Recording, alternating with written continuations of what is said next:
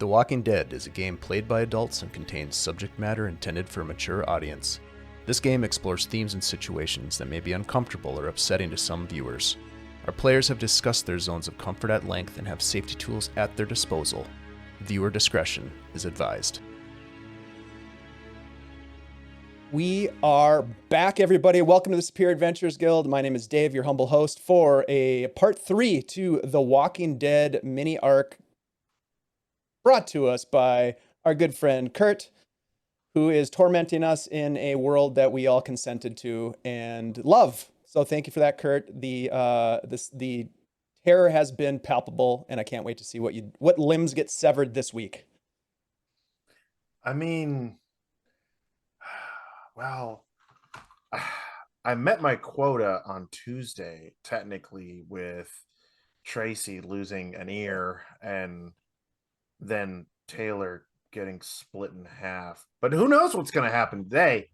Yeah, all kinds of things can happen today. Hi, friends. Hi, everybody. Welcome to part 3 of this 4-part miniseries of The Walking Dead. First and foremost, this is a game that deals with betrayal and hope.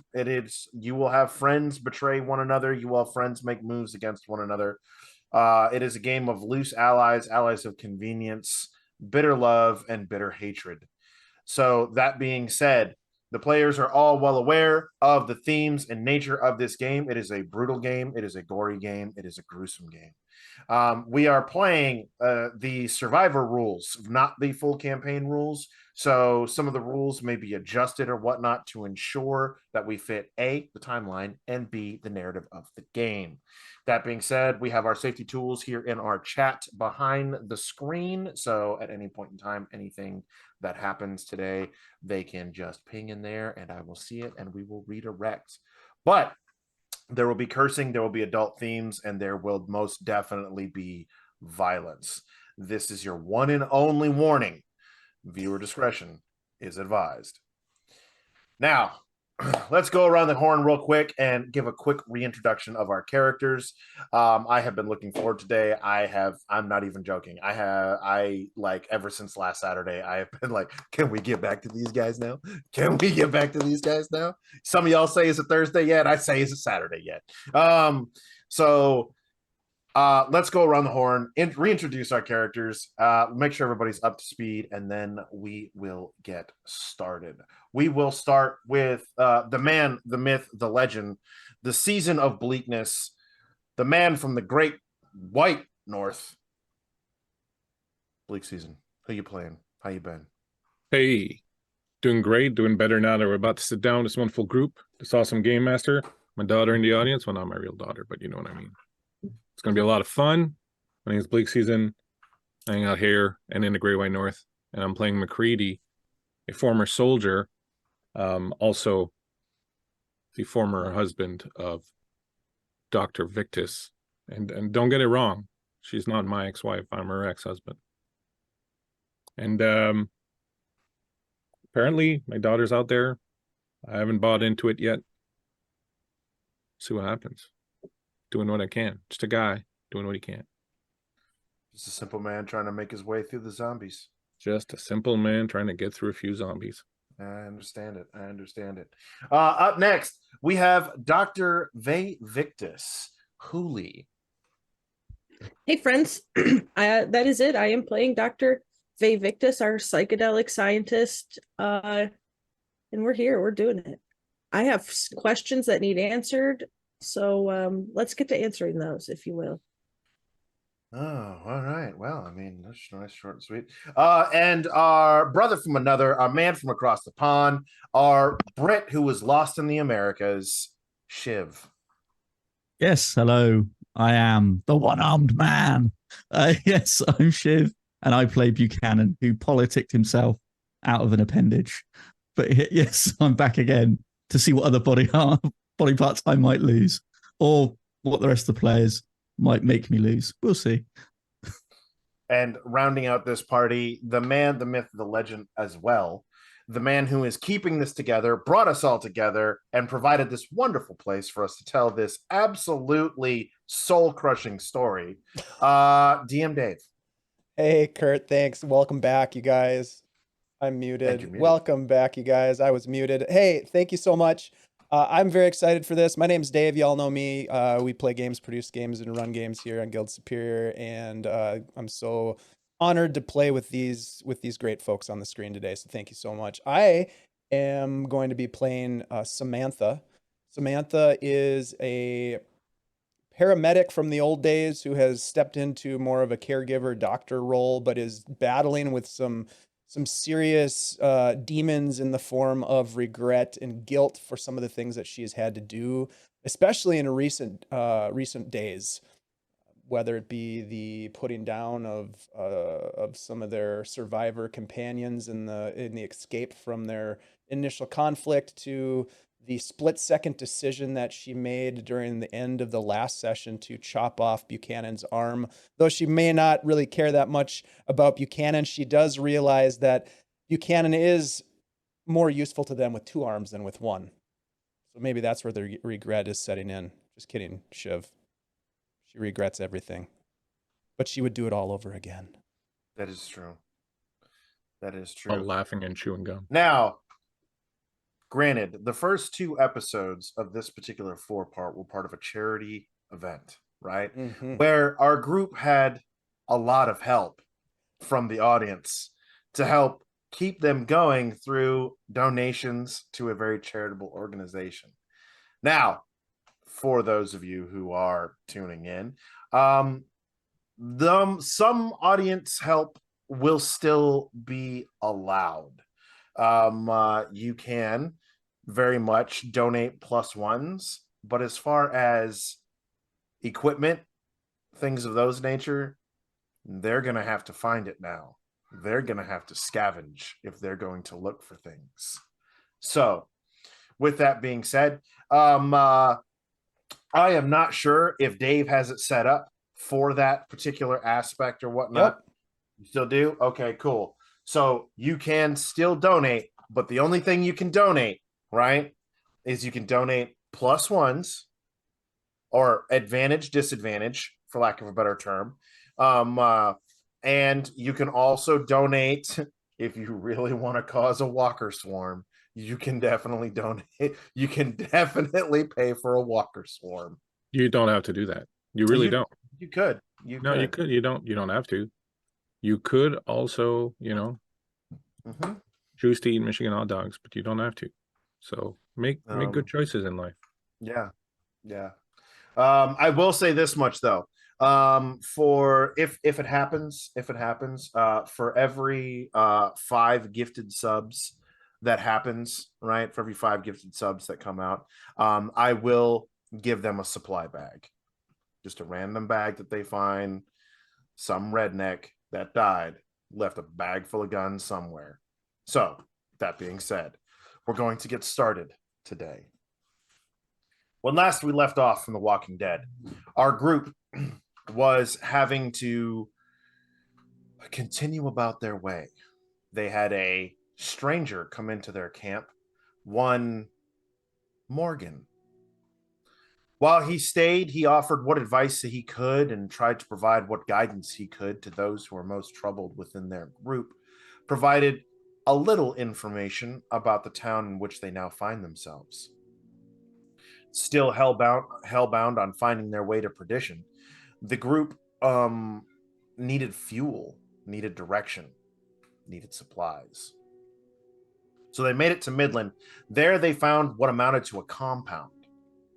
A very, very big, defensible compound.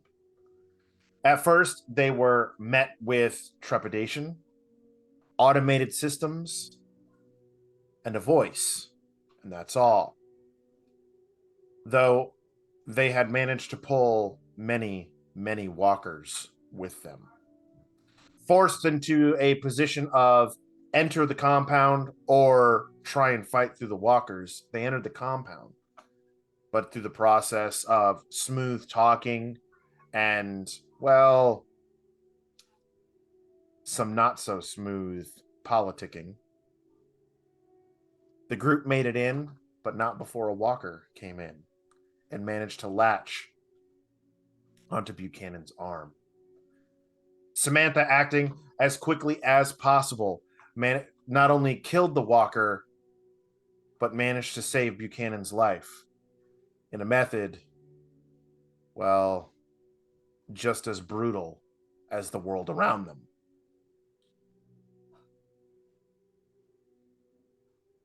We join our friends today, the next day. They've had a chance to kind of look around while Buchanan's been unconscious. They've met one individual, Roger. Captain Roger Daniels. Former U.S. Army captain, has explained to them where they are now. It is an old evac point from the initial fall. Around, they find themselves in a makeshift shanty town that is extended off. While their numbers here used to be much, much higher, they've dwindled down to but a few. McDaniels has 10 people in his charge, though the group has yet to really see them or interact with them. We join them now inside a medical tent. Buchanan, the blackness before you begins to fade away as the light enters your eyes. The last day, something of a blur. And it dawns on you as you look down and look around, you're in a medical bed. No one's really around you. You see an IV going into your arm.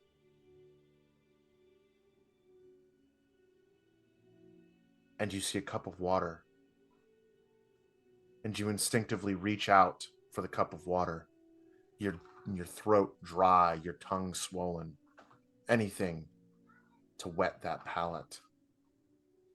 And you reach out. And then you remember as a bloody bandaged nub reaches out where an arm used to be. And then you remember what happened the day before. And that shock and that realization rolls over you. What do you do? First of all, in shock, I drop the glass of water and I just fall back onto the bed, sort of trembling and sort of just thoughts, feelings, everything, even snippets of what happened the day before with the walker, and just start to sweat because I'm just sort of experiencing everything again as I lay back on the bed, like hyperventilating nearly. Vey, you hear from just outside the tent where you're having a smoke. That's right, you found a pack of cigarettes. You hear the unmistakable beep, beep, beep, beep, beep, beep, beep, beep, beep, beep, beep, beep, beep of a heart monitor going crazy from inside the tent. You quickly pitch the cigarette, blow the smoke out as you run in to the only sterile environment you've seen in several days. And you see Buchanan laying on the bed, gasping, paranoid, shock, his skin starting to grow pale very, very quickly, his heartbeat racing, him sort of twitching, looking around, confused.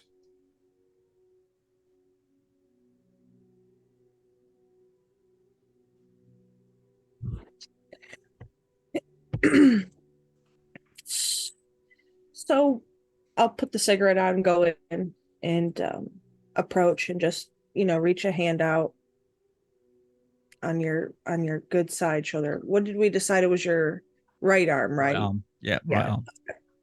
So I'll come around on your left side then and give a little squeeze. Hey. I know it's a little bit rough, but chill out a little bit. pulling your monitors out. And she'll kind of like adjust the bed and whatnot for him. Pick up the glass of water off the ground and refill it. And once you get adjusted back in the bed, I'll kind of bring the water up so you can actually take a sip. And I'm just going to be sort of like looking around, really wide-eyed, bewildered. And like, well, what happened? Well, nothing short of a miracle, of course, but when we were coming in yesterday, you got bit and you had to get your arm taken off to keep yourself alive. I know it's a little bit much to kind of hear, but part of your arm or your entire life, split-second decision, you know. Just going to look off into the distance, sort of like 1,000-yard stare for a minute, and just sort of put his head in his hand and just starts to openly cry. Well, look at it this way. You still have one middle finger to flip McReady off with when he's irritating you. She'll kind of just like, haha, try to make you smile a little bit. Clearly it's not, emotions are not her strong suit, right? But And he just, Buchanan's just going to sit up and be like, is Samantha, is she okay? I don't want to speak for her, but as okay as she's gonna be. Okay. And we cut away at that to Samantha and McGreedy. You are wandering around the compound. This is quite an expansive compound at that, and the fact that only 11 people maintain it. This amounts to what would be a suburb almost. Though a lot of the area has been stripped down, reorganized, used to build the walls. What once was probably a very large, developing urban sprawl looks little more than a shanty town at this point. You can tell that people have come and gone through these areas, and you also find that it's been ransacked. But Captain McDaniels has said that you're free to scavenge, though if you see anything that says U.S. government across it, you are to leave it alone. He says that the chow horn will sound for lunch. You're welcome to come eat. We can discuss more further, but he has his rounds to make and ammo cans to refill. He says, don't mess with my soldiers when they're on guard duty. Period. And they answer to me and me alone.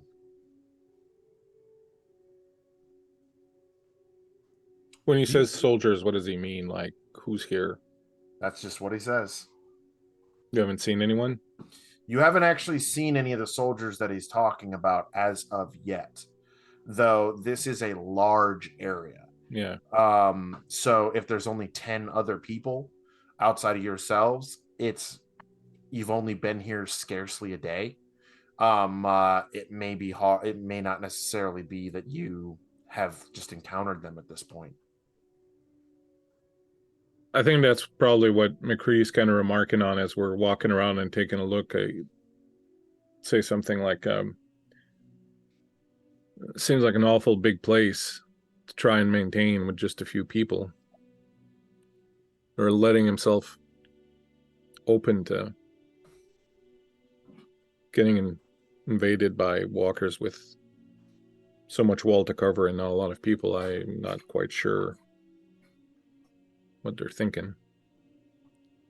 I mean, walkers and worse. I mean, I'm surprised that they let us walk in here, but maybe that's part of the captain's plan, is to try to convince us to stick around. I mean, they have been pretty accommodating to our needs so far, and their supplies seem fairly well stocked for a small group.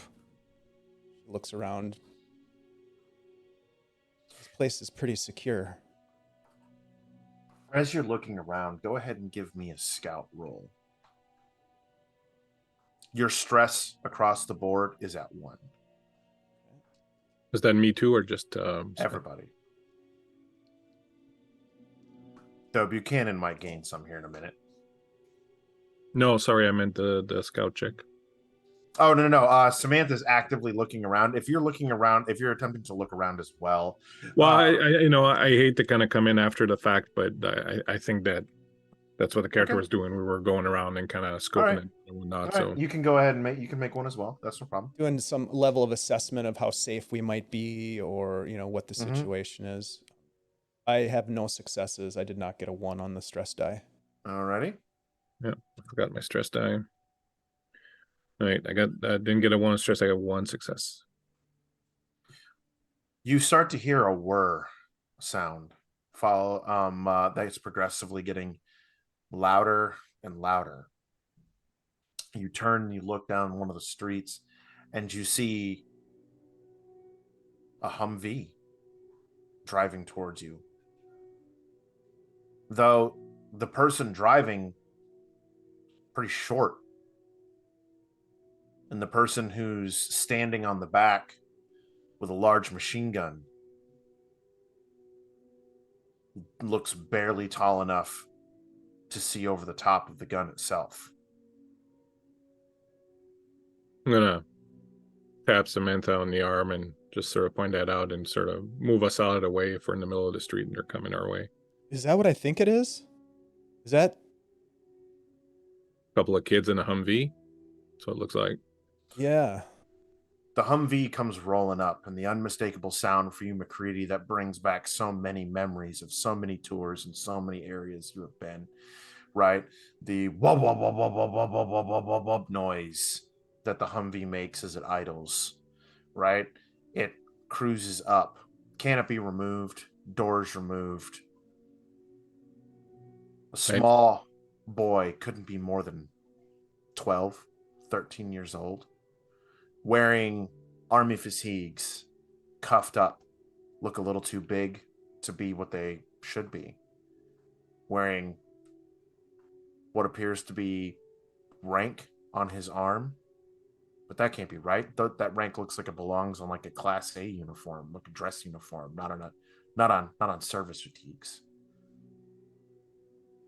So, you part of the 4 that came in, I take it, huh? Well, if you're looking for supplies, those houses over there might still have a few things that you might find useful. I don't know if the captain told you, but make sure you're at the mess hall at noon to ensure that you get food. We'll try and see if we can't secure your vehicle. Well, actually, I take that back. Now that vehicle's pretty well fucked, but that's we were told to go try and scrounge you up a vehicle in case you decided to leave. But I'm going to tell you right now, you're better off staying here. Just saying. Hey, kid. I'm going to. What's your name?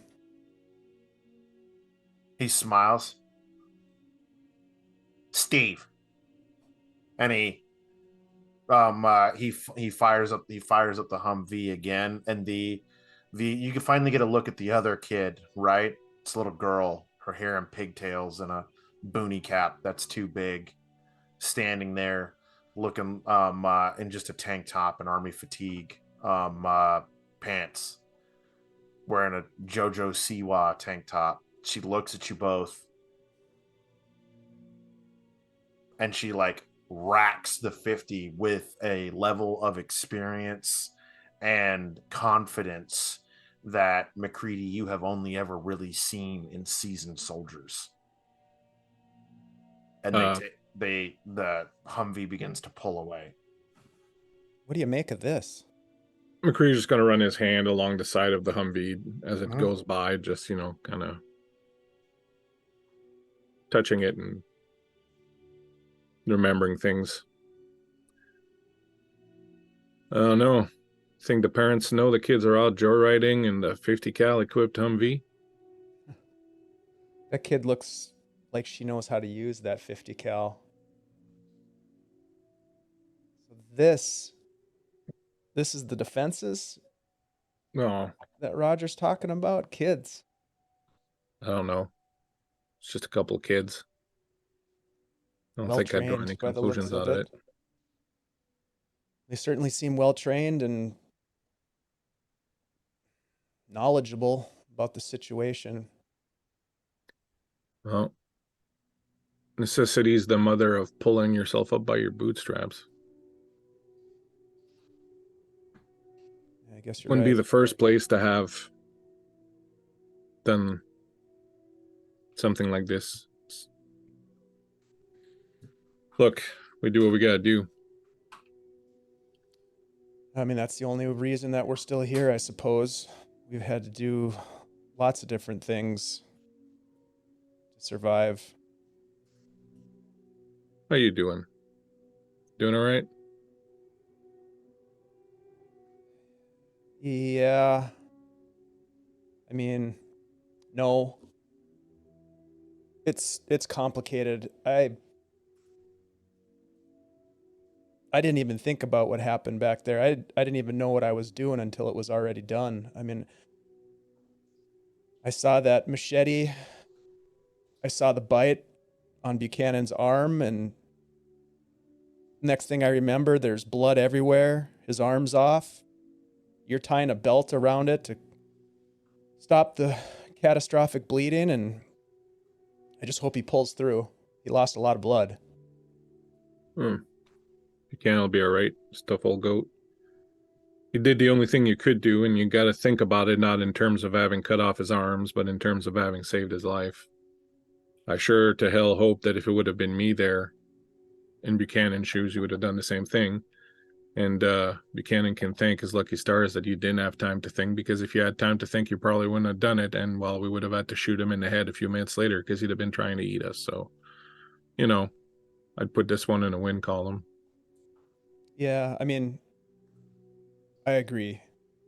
But saving someone's life in this world that we're living in now, I mean, sometimes I find myself wondering if it's even worth it anymore. I mean, I used to think that there was hope, but I mean, look at this. You've got kids that have been forced to do terrible things. You've got friends that have been forced to kill friends, family members. Hey, Samantha, look, I don't mean to bust your bubble, but this shit was happening way before the walkers ever showed up. Soldier kids in Africa, bunch of places around the world, people killing each other, people lying to each other, people taking advantage of each other. Nothing's new. Yeah, sure, they're moving the goalpost on us now, but you just got to keep your eye on it and keep moving with it. None of this shit's new. It's just, you know, a bit more out in the open now, I guess, but Well, new under the sun. our experiences, you and I, are vastly different. Not I anymore. realize that you've seen some terrible things before all of this happened, but even in the months after the fall, I still held on to hope that we'd be able to pull it back together. But I don't know anymore. I mean, this journey that we're on right now to a place where we hope that there could be community, safety, protection, place where we can maybe thrive rather than survive. I mean, do you think that that's possible? Do you think that that's there, or is this some sort of a pipe dream that we're living in? I think tomorrow's a problem for tomorrow. I think we got to deal with what we got today. That's the world we live in now. There's no tomorrow until tomorrow comes. You deal with what's in front of you and you do what you got to do to get by today. That's how you get through it. Yeah. As tomorrow comes, we'll deal with it when it comes. I suppose you're right. You know, when you're walking around in a minefield, it doesn't help to be looking 40, 50 yards ahead of you. You're not going to see shit.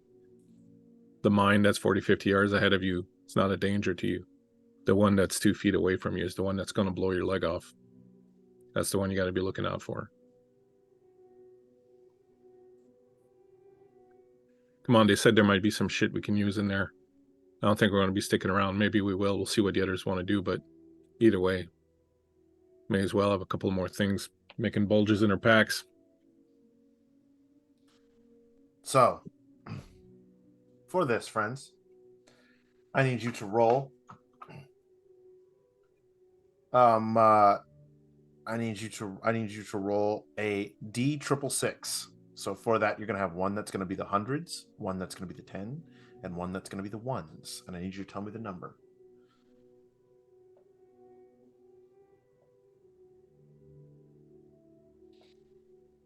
If I don't take different colored dice, I'm going to get confused. 264.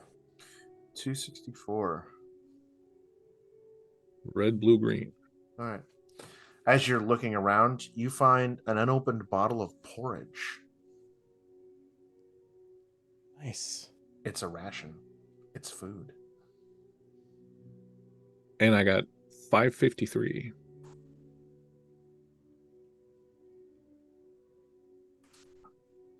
As you're rumbling around, not much. You're shifting through some bedroom.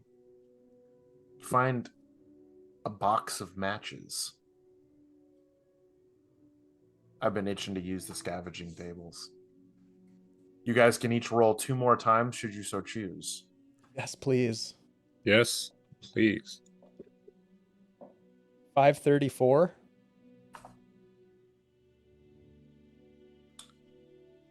Do you want to get up? Sorry, go ahead. Samantha, as you're going through, they obviously hadn't cleared all the corpses. Though, it's hard work. You're going through one of the houses and you see where one soldier obviously lost the fight. But you check him. You go over. He's dead. Dried up. Permadead. And you feel sad having to do this, having to scavenge off those who tried to defend you so much, but you do. You roll him over. And you find a hand grenade still attached to his vest.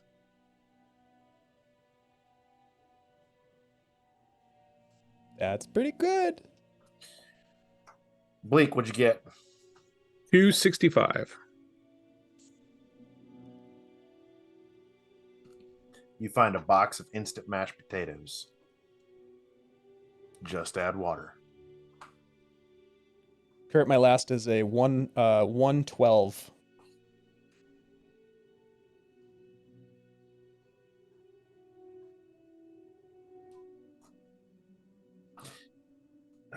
You're going through, and I need you to gain a stress die.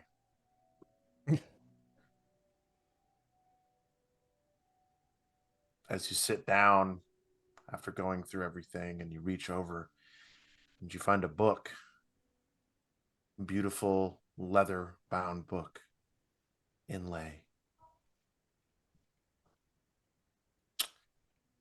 It says Swanson's.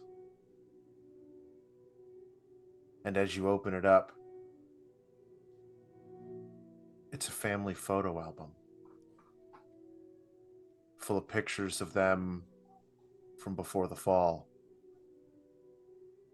You see kids playing on beaches, wedding photos, birthday parties, dance recitals. And that glimmer of hope that you had that things would be set right.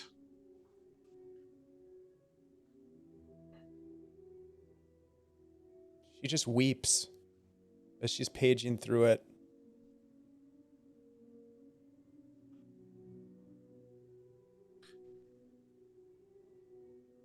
Bleak, what is your last roll? 522.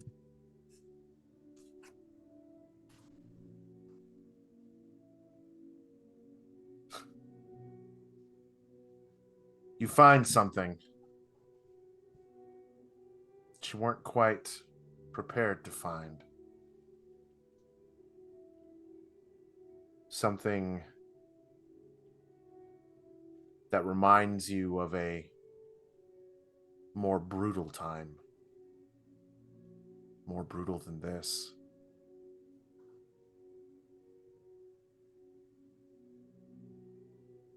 And you're taken back to where you were on a mission. You've gotten word that a local crime lord was being unnecessarily brutal to many of the locals.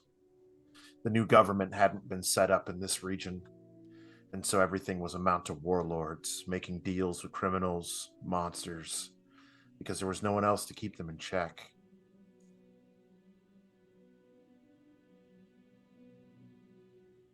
He was a great fan of baseball. He thought American baseball was the greatest thing ever. He loved it so much that he had a special baseball bat that he carried around with razors embedded in it.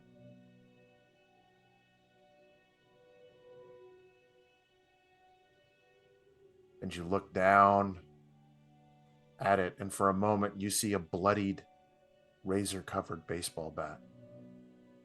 And you blink, but instead you see a baseball bat covered in barbed wire. Dried blood on it, rusting.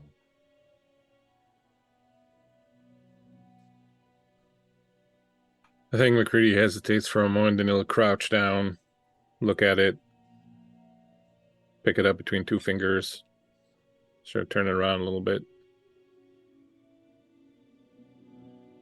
Nothing new under the sun. He'll pick it up. Okay. You have essentially a baseball bat with barbed wire wrapped around it now as a melee weapon. How iconic. How iconic, yeah.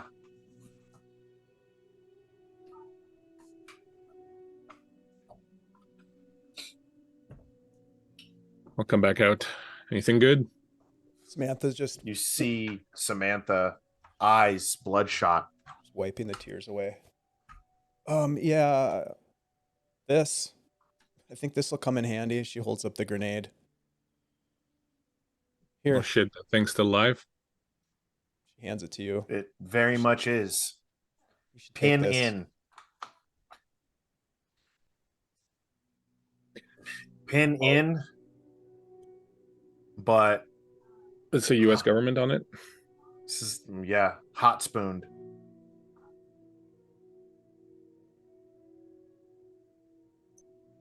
So the pin's already straightened, so it'll take Yeah. even less force to pull it out.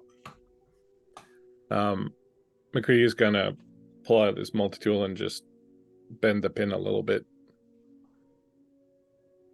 Put the multi-tool back out, inspect it, make sure it's in good working under order. And so what you want to do is, and please, audience, understand this, that I'm doing what McCready would do, because Bleak knows this is probably the worst fucking idea he could have. But McCready is going to take it and show it to Samantha and go, here, when you decide it's time to use it, you put your finger through this, you pull this out, you hold on to this. This is the spoon. You hold on to it closed real tight, and you don't let go until you're ready to kill something with it. Number one, when you pull that pin, make sure you know which hand is it, the pin is in, and which hand is in the grenade, because people will throw the fucking pin.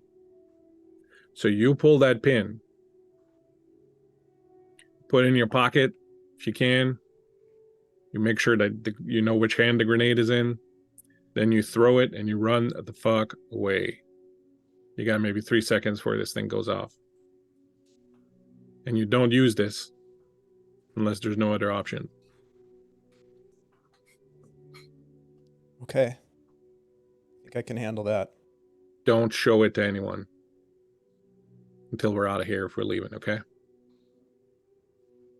Yeah, of course. Of course.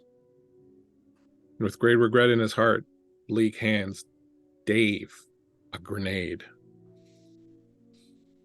Dave smiles wickedly back at Bleak. I'm sure it'll all go well. I'm sure it's going to be fucking fine. But yeah, so I show her how to use it, and then I hand it back to her. And then I show you the bat and go, unless you want this.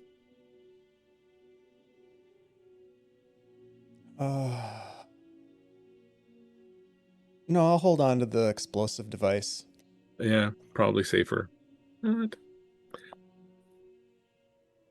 I found some potatoes, some taters.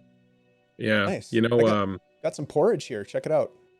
wow, we literally have like the two things Buchanan loves most in the world: porridge and boiled potatoes. Instant potatoes, instant mash. Let's go bring him this. It'll cheer him up, I'm sure. He'll look at you with his bowl and be like, "Please, Samantha, may I have some more?"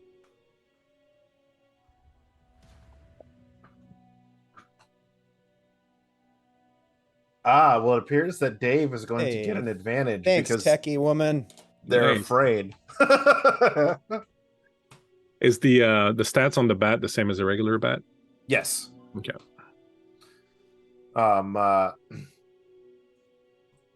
So after you guys begin to make your way back over towards the medical tent where you know Shiv is at, back to Dr. Victus and Shiv, Captain McDaniels comes in. He looks, and he's standing there, and he's wearing, an odd set of. I mean, he's wearing army fatigues, but he's wearing more of the flight kind. Like he's actually a pilot, more so than he is a ground commander. And he says, good. You're awake. Is he going to live? I think so. I think so. Oh. He walks over, and he's got like a brown coat and a shirt and some, another set of pants, very civilian. He goes, "You ain't been drafted yet, but here you go." And he's like, that's kind of like he kind of feels bad for the guy. Well, can he eat? It's almost chow time, and got to make sure everybody gets fed. Beans and bullets. You know what I mean? Food is exactly what he needs. Hey, Buchanan. He turns around and he sees. So you're the medic, huh? That's right, Captain. Haven't had a medic in a couple of months. If you don't mind, might have you give the old rank and file a look over just to be sure.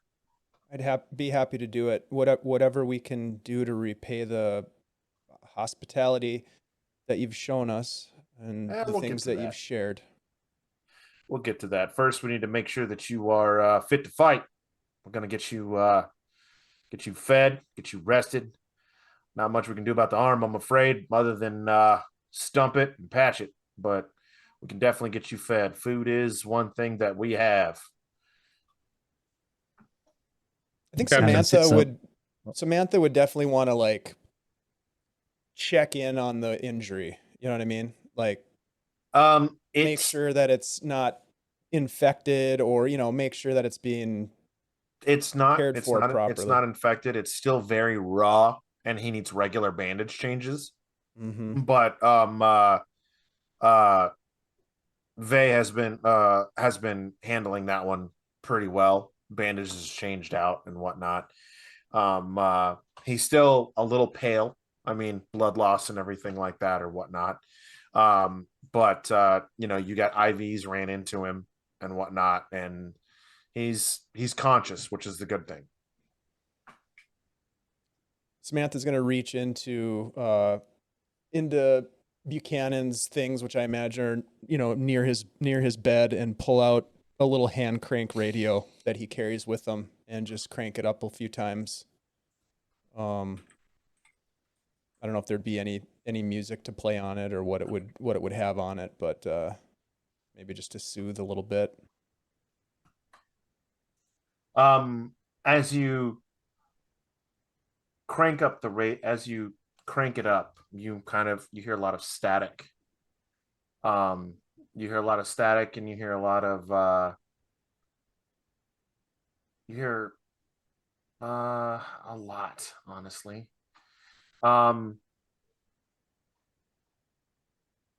Nothing that sounds particularly good. They all sound faint. They all sound very, very not good. That's the best way I can put it. I'm trying to think of the best word to describe it, and it's failing me. It's So there's no like there wouldn't be any radio like frequencies that are putting out music anymore at this point. That not really. There are a couple of like you tune and you get the automated broadcast system, right? The emergency broadcast system, but you're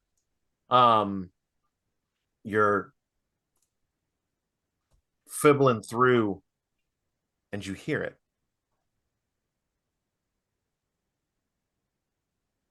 You hear a message, a brief broadcast offering safety and security. And then it fizzles out. That's all you hear, safety and security. Thought we might be able to get you some music, Buchanan, but is this the same thing you heard, Vay? The same recording? Yeah, it sounds pretty similar. Have you heard this before, Captain? Yeah, we've heard it before. Before our radio took a crap, we haven't been able to hit Outpost Bravo yet to get the parts we need to repair our radio. I was going to try and make contact with them. They sound as though they're a interesting community there, and I'm trying to get them down here where we can prepare and await evac. Did you say evac? Of course, standing orders. We've held this facility for 90 days. And as such, as long as we can get a radio signal up and going, let them know that we're still here, they can drop us some supplies and come get us. Who's they, Captain? Washington.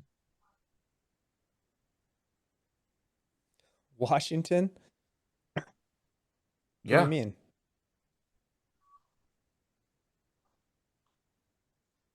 What? Like he has this look on his face of like Washington, you know, the capital, DC, people who run the country. Captain, you Yeah. are aware that no one's running shit, right? He just kind of looks at you and he goes, "You don't know that." I'm just gonna give you a look, McGrady. We were under the impression that there was some sort of a community. What was the name of it, Vay? Perdition. Yeah. Perdition. Yep. Is that what you're talking about, Captain?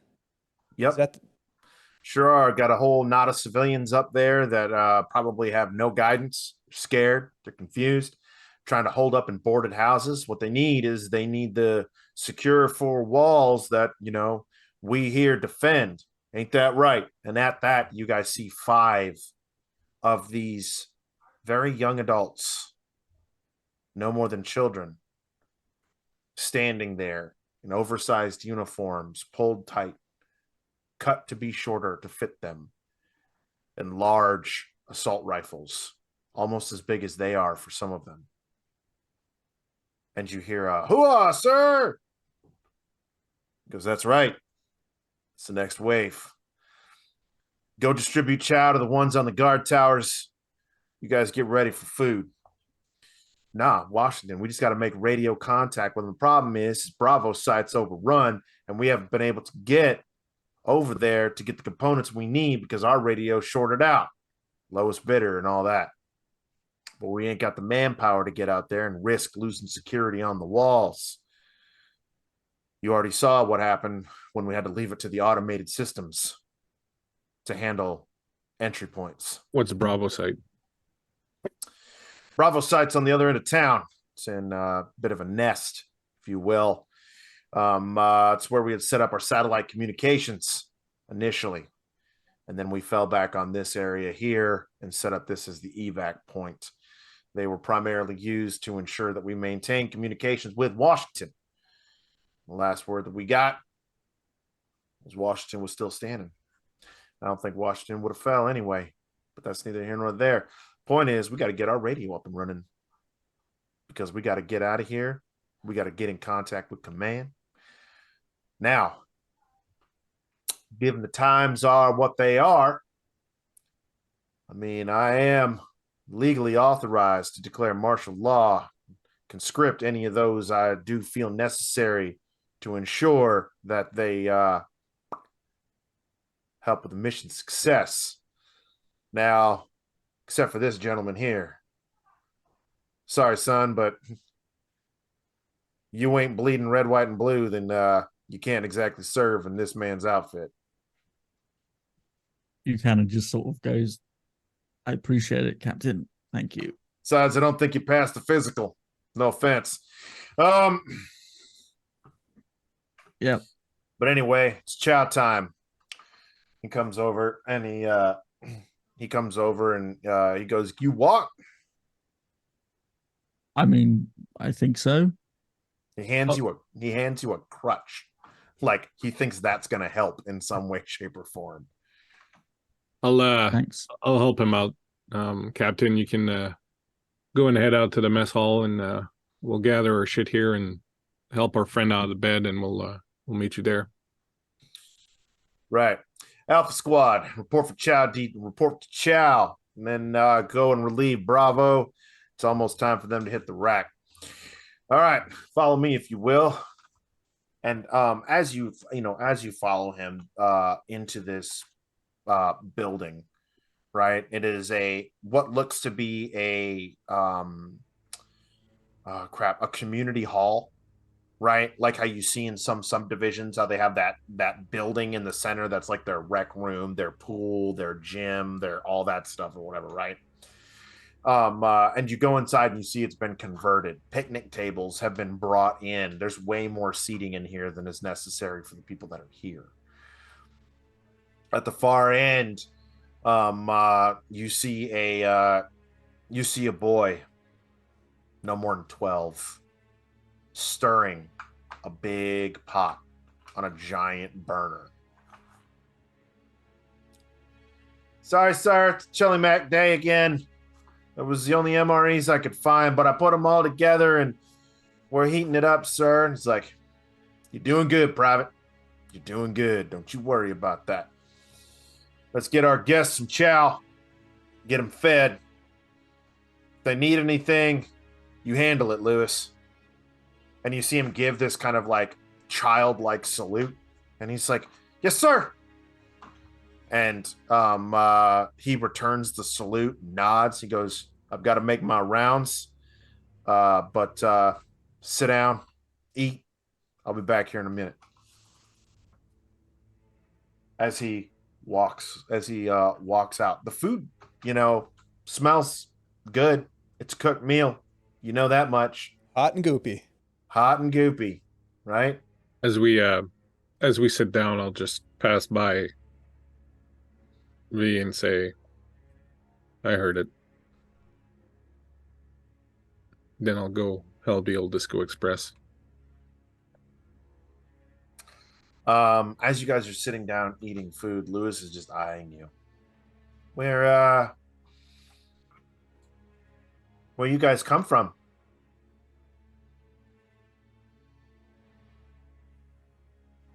Oh, just up the road a ways. Where do you come from?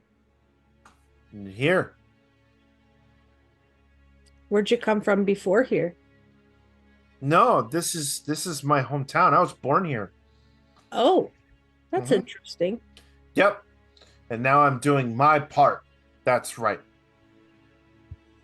Doing a good job, soldier. Yeah, you're doing all right, little buddy. You cook this yourself? Sure did. I'm platoon's cook.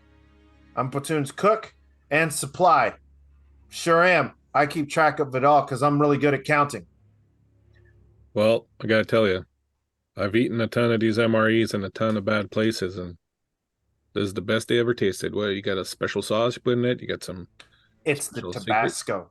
Yeah, Tabasco fucking solves everything, doesn't it? Make sure to eat the gum, because it's a laxative, so you don't get stopped up and you end up hurting later. That's very wise. Yep. Very important to read the full instructions of the meals ready to eat whenever you're preparing them for large numbers of people. Do you your parents live around here also? No, my parents were weak. They got eaten. I was strong. That's why I joined this man's army. Everybody else here like that? Weak parents that were eaten? No. Sarah, her mom, she was real strong. She was our medic. Yep. But then at one point she disobeyed orders, and I mean she had to be dealt with, and that's just what happens. What happens? Hey, can you keep a secret? What's that? Reach into my bag and I'll take one of those chocolate bars and stuff that we found in the thing the other day. I'll be like, this meal is so good. Where I come from, when someone gives you a good meal, you got to give him something in return to thank him for it. And I'll pass him over the chocolate bar. That's just for you, all right? You keep that and eat that slowly. It'll last a few days. You just eat a little bite every day, and every day you have a little something to look forward to. We, as soldiers, are not allowed to accept gifts from civilian dignitaries. So, I I'm mean, not a civilian, and I pull out my dog tags. and he crisps, he salutes, and he goes, oh yes sir, and he puts it in there, and I'll be like, this will go over great at the bunkhouse. I'm sure it will. I'm sure you got some duties to attend to. Alpha Squad will be in for their chow here shortly. You're free to sit with them if you like, but we need your bowls back. We're short on bowls. We haven't been able to go scavenging in a while since the incident yesterday. We've been having to restock all of the crow systems and make sure that everything is good to go, because we must be fit to fight. That's right. I'll finish up my bowl. I'll hand it over to him. And you see him, like, he takes the bowl and he pulls a rag out from his back pocket, and you see him, he dunks it through soapy water, swishes it around, and then he dunks it through clean water, dries it, and he sets it off to the side. Now, keep in mind, he has literally 2 pails of water, and this water does look fresh, and this water does look clean. I'm just sort of waiting for him to skedaddle a bit so we can have a little bit of a... Just as an FYI, chow times are promptly at Reveille, right? Which is at 600 in the morning. And then lunch is at noon, promptly for 30 minutes.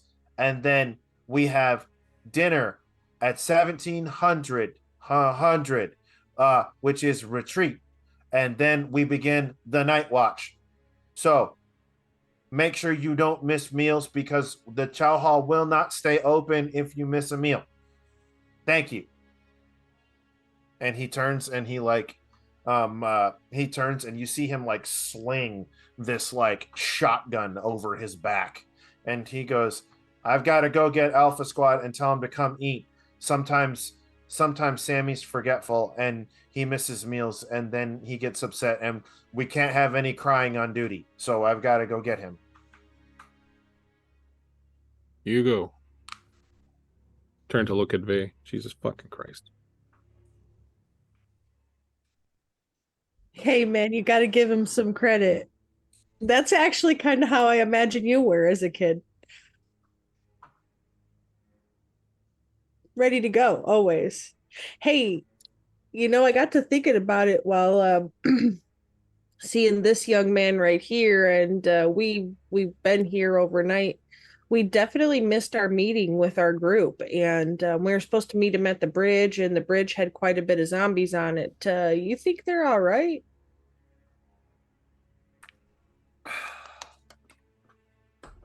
I don't know. Buchanan. How's the head? I know the arm's fucked, but how's the head? You good? You thinking? You focused?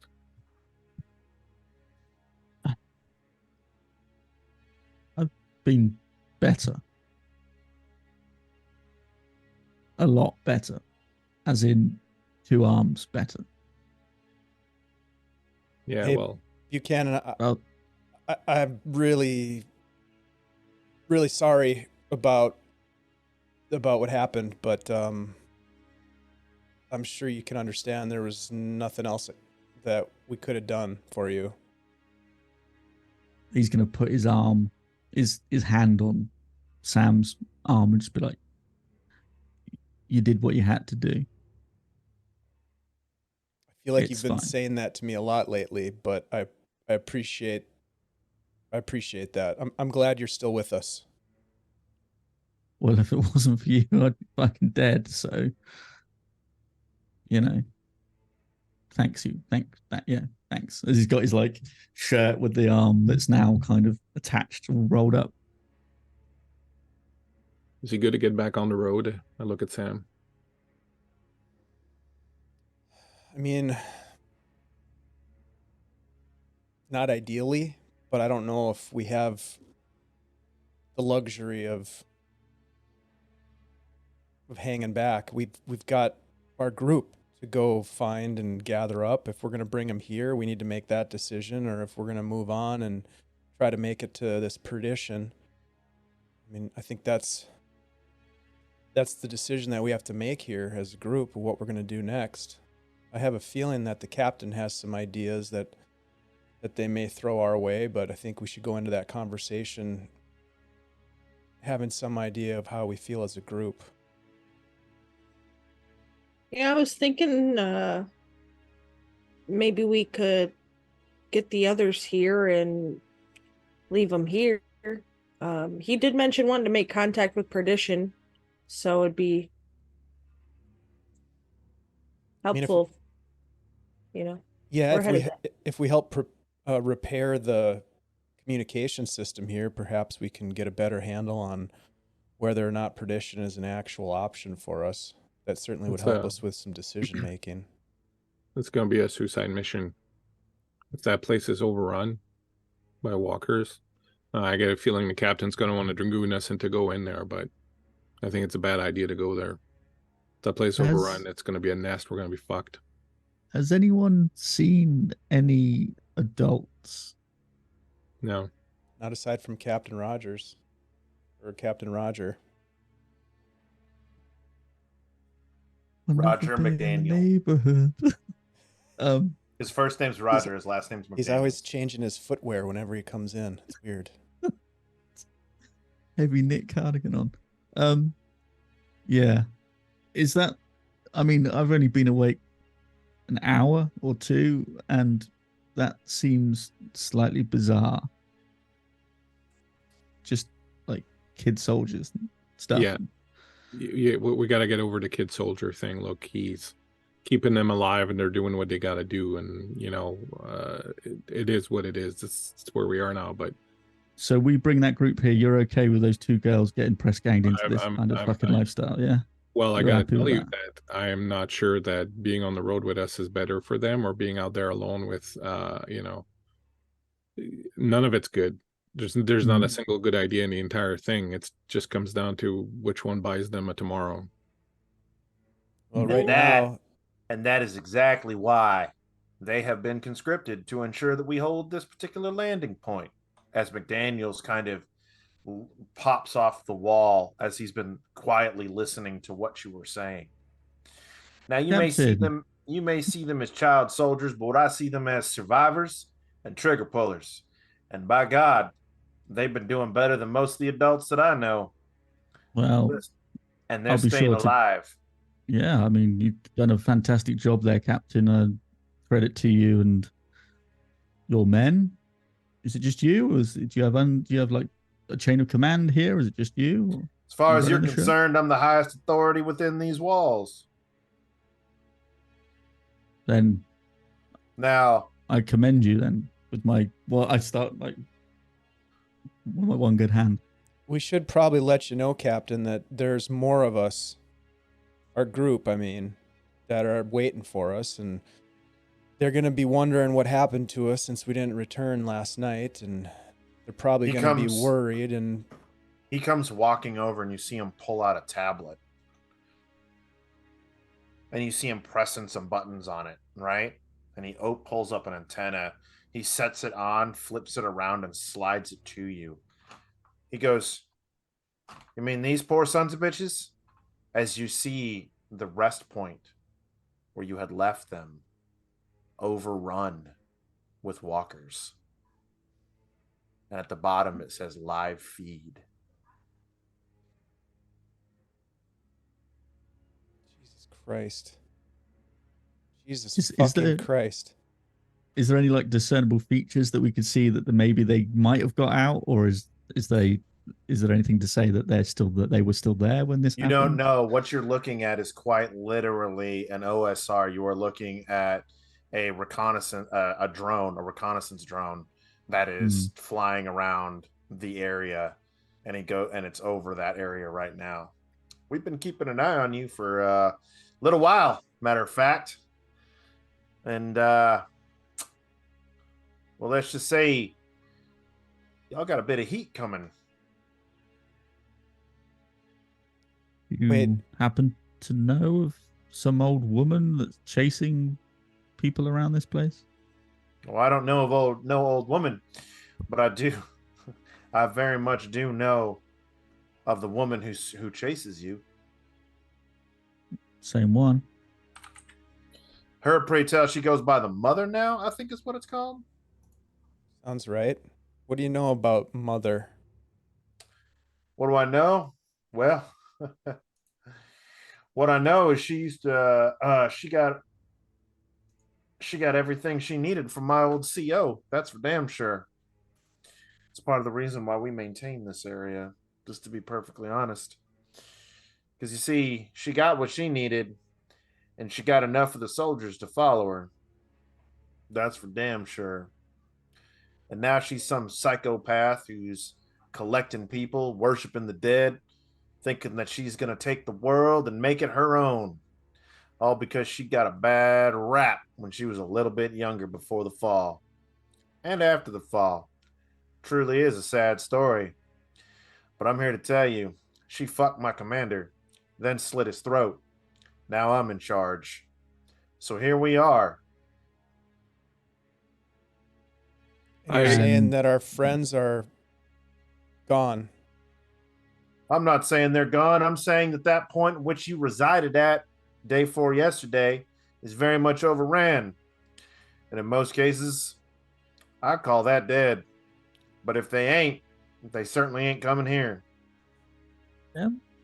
I'll look at Samantha and be like, "There's a chance they may have If got away." there's a 'cause- chance, we have to go get them. We can't leave them there like that. Right? McCready, we can't. So just because you know him well,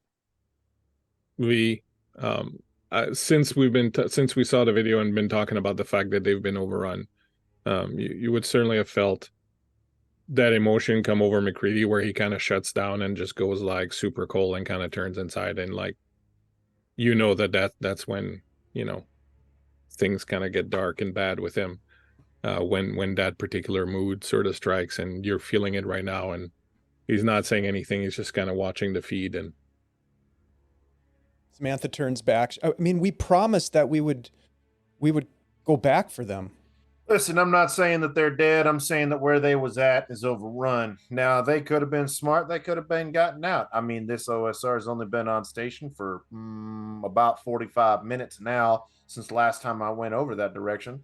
Can But you move it? Can you move it and look around? well, Pattern search, see if they're alive, if they're still out there.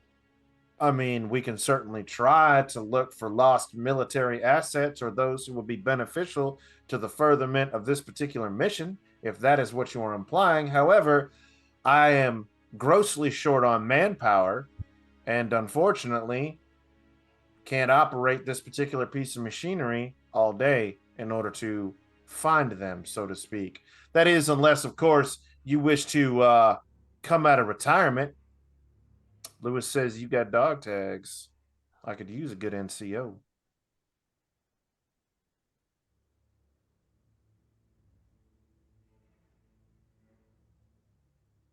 Does this particular handheld that he's put down, is it just the screen, or does it have the controls for that drone? It looks like it's a remote feed that somebody else somewhere else is controlling the drone. You're just watching the feed. Captain, may I ask you for a favor? You've already done a lot for us, but I would like you at this time. I would like to ask you at this time for another favor, and I would very much appreciate it if my friends and I could have a few moments.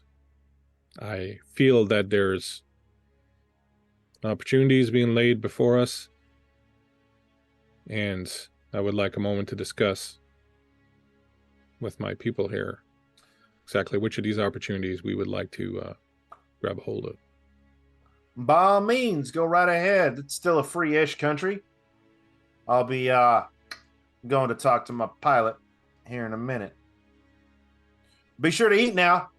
Make sure you got your strength. Never know what can occur, especially when the lights go out. Thank you, Captain.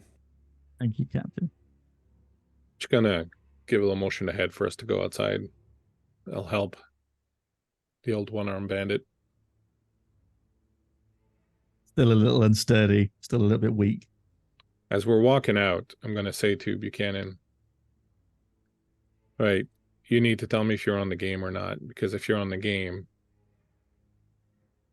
I'm gonna need to know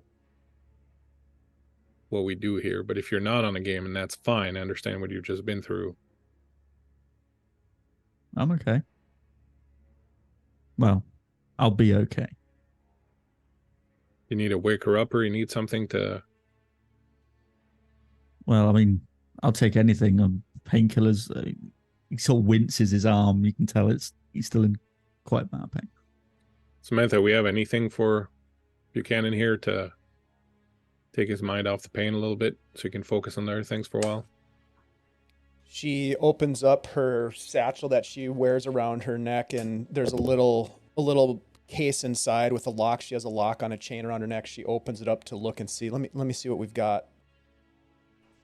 Kurt, do we have any painkillers?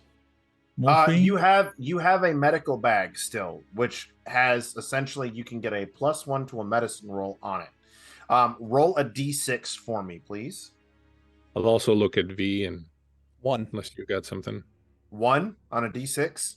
You have 1 dose of morphine. However, you have not. That is what is on you, on your person. If you get him back to the medical tent, there may be more supplies there for you to utilize. Is it like the kind of morphine that you would draw into a syringe? No. No, okay. It's a pill. No, yeah, it's a pill. Yep. This is the last one, Buchanan, but here, just take it. I mean, you want to break it in half in case, I don't know. Will it just eat it. It'll make you feel better.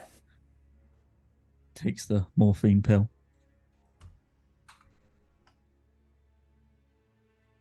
All right.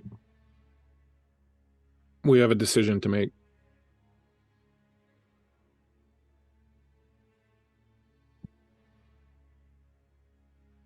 Yeah. Yeah.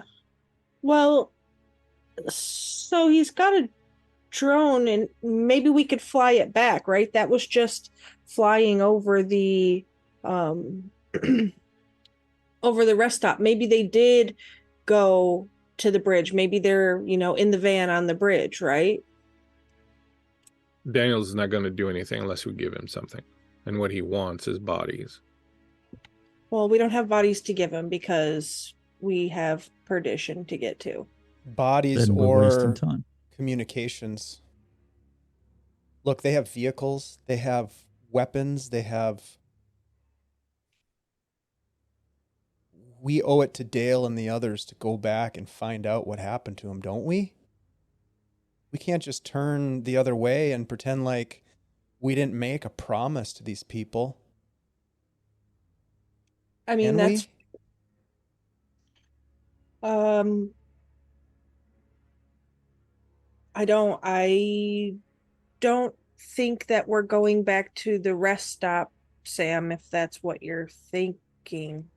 I think that's, you saw the screen. You saw the same screen we did. The bridge, then. I mean, Dale isn't the sharpest tool in the toolbox. There's no question about that. But he would have known common sense to get to the rendezvous point at the bridge, at least. I don't know, but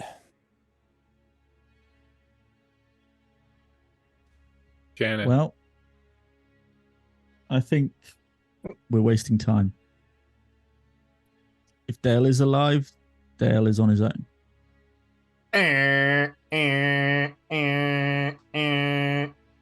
That's the The gate. door to the mess hall slams open. Well, don't just sit there. Walker's in the wire. And that's where we're going to go to break. Another one. Fucking always walkers in the wire. Walker's in the wire. I'm like all stressed up right now. I'm like super anxious and like kind of all like yeah. I need a shot of gin or something. Everybody do a shot during the It's break. 5 o'clock somewhere. Yeah, hopefully we'll get this figured out.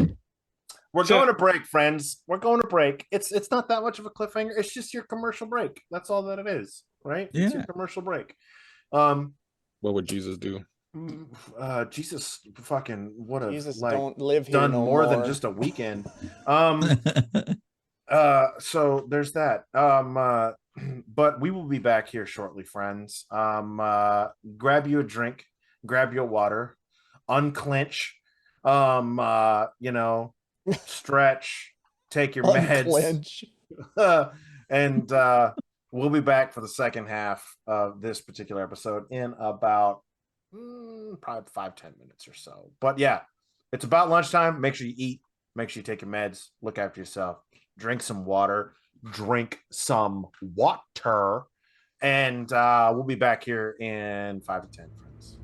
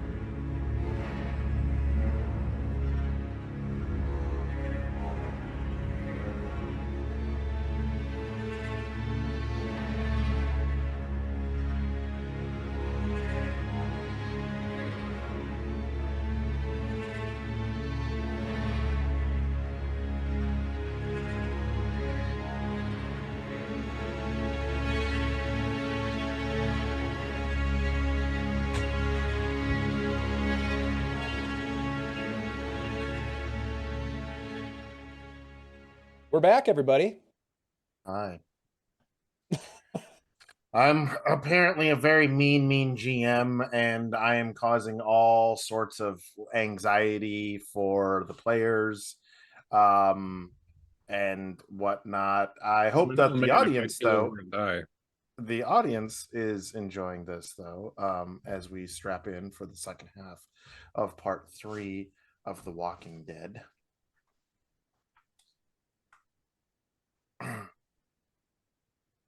Let's do it. A lot's happened. A lot has happened. We continue now with the alarm klaxons going off. Lewis kicking in the door, shotgun in hand, screaming, "Walker's in the wire! Come on, you guys! Let's go!" And as you see him bolt out, you see several small forms with weapons running in a direction, and the Humvee racing past them. As you do, you hear the distant sound of gunfire. Pop. Pop. Pop. Pop. I'm gonna look at Buchanan and I'm gonna say, this is the only chance we're ever gonna get of being able to do something while they're busy. Take it.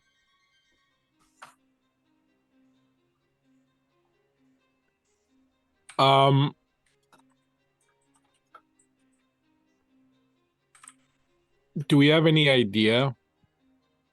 And thinking probably not, but do we have any idea where possibly whoever was running the drone would be? Like, is there like some sort of clear command center or power or? So you see as you look around something that amounts to like a Connex, right? Are you familiar with a Connex? Nope. Okay, it's a big metal shipping container. Oh, okay. All right. That has several antennas and what looks to be like a wire radar dish, almost pointed in a direction. What are you thinking, Buchanan? McCready? What's going on? I think someone needs to go there and try and get a bead on our friends whilst we have the opportunity. I'm going to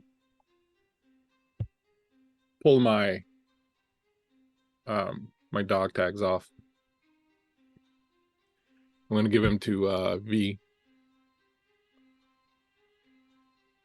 You need to go in there and go with Buchanan. And you need to get them to show you where our friends are. I need to get them to move that drone around. They're probably going to be moving north, but do a circular pattern search for a while. If they give you some shit, you show them this. You tell them you act like you're fucking me, and you tell them to get some shit done. We're going to go up front, Samantha and I, to make sure they see us and to keep an eye. And if ever it looks like it's calming down, people are coming back, I'll send Samantha back to give you a warning and a heads up. But these are soldiers. They will take orders. So you act like a fucking captain, all right? And if you need to, rely on Buchanan there. Sound good? Sounds good. great. Samantha, Godspeed. we're not going in there to get killed, but we're going to go and see what's going on and see if we can help.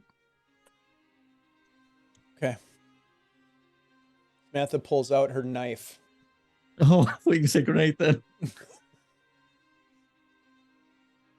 Not Pop, yet. pop, pop. You hear the sound of a child scream. Shit. Pop, pop, pop, pop, pop, pop, pop, pop, pop, pop, pop, pop, pop, pop, pop. You see guns on the ground, anything, grab whatever you can. Samantha you can. rushes towards the door, busts out to see what's going on in the outside the building. Yeah. As you rush outside and you look and proceed running, following the noise, you start to see, you see the Humvee. You see the gate, the main gate that you came through. It didn't close all the way. Part of the body that took a chunk out of Buchanan was lodged in the railway. And walkers have begun to walk in. Numbers? The Humvee positioned, guns firing.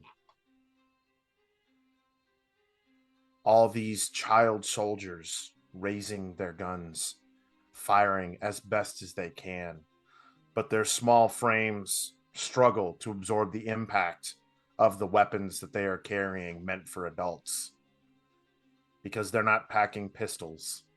They're carrying assault rifles, machine guns, shotguns.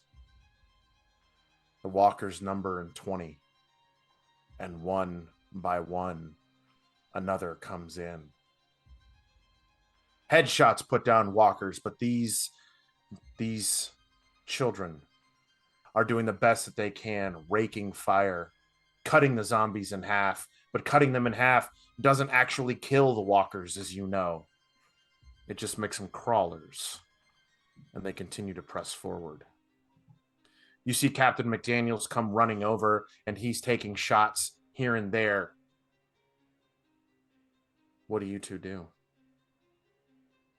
Samantha would first look to see if there are any of the children who are like in close combat at this point. Have the walkers gotten to the point where they are, swarming upon the kids, or are they still at a distance? You see several of the walkers dead at their feet, which means some of them have gotten close, but none of the kids are currently dealing with it. Are any of them down? Any of the children? Not that you can see. Okay. Samantha's just gonna look at McCready. They're just kids. God damn it. What do we do? You find a gun and you make sure you don't get fucking bit. I'm gonna look up at the Humvee. What's the situation with it? Is there someone on the 50? Is there someone in the driver's seat? Yeah. Well, no, there's no one at the driver's seat at the moment. Steve has gotten out, right, and he's joined, and when you look at them, you realize what's happened. They're utilizing basic military drills. They're all online. They're holding their line despite the waves that keep coming at them.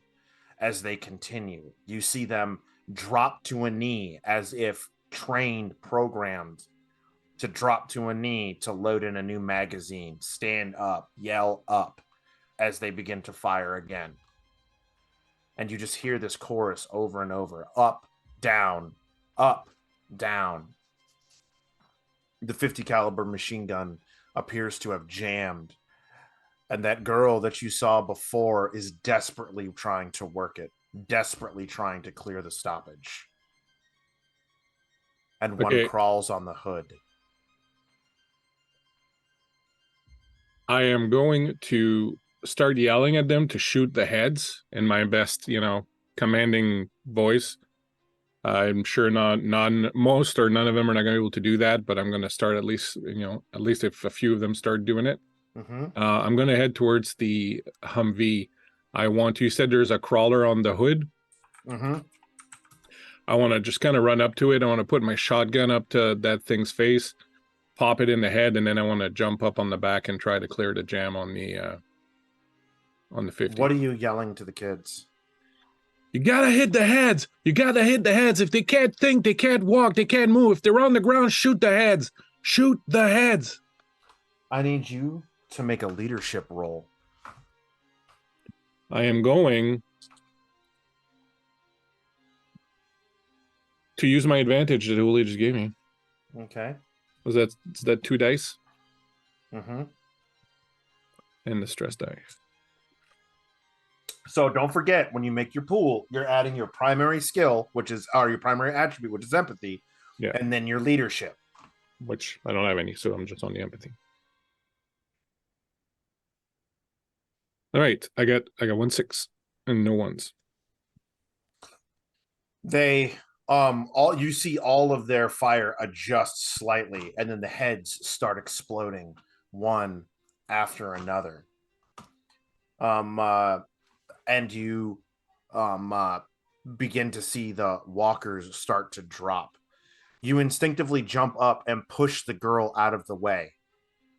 She falls back into the Humvee, hitting her arm, and you hear the faint cry of a little girl. who's been hurt. And you're suddenly reminded in this moment, as much as you try to push it out, of Mia and the first time she fell and scraped her knee, as she lets out the same kind of wail as you focus to try and clear the machine gun. So here's the thing. Earlier we heard a little bit of the message on the radio, and I finally heard for the first time Mia's voice. Mm-hmm. Before that, if that had not happened, McCready would be a completely different man.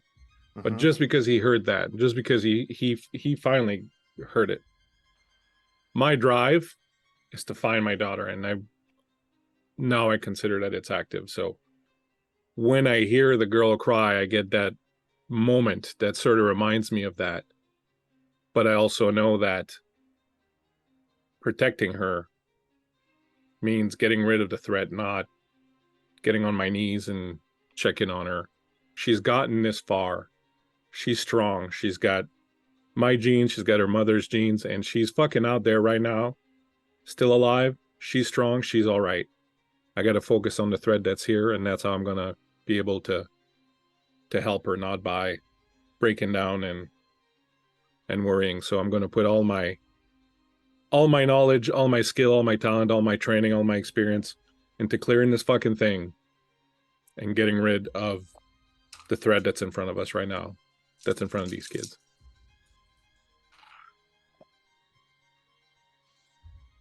Samantha, what do you do? With her knife brandished, she's going to race up, and if any of the walkers are in close proximity to the kid, she would come up and just stab it in the head if she can. All right. I need you to make a close combat roll for me. Okay. As you see, one of the walkers knocks over one of the kids. Fuck. And is crawling up at them.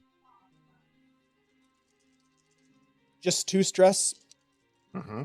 Okay. I'm going to use an advantage. That's 1 extra die.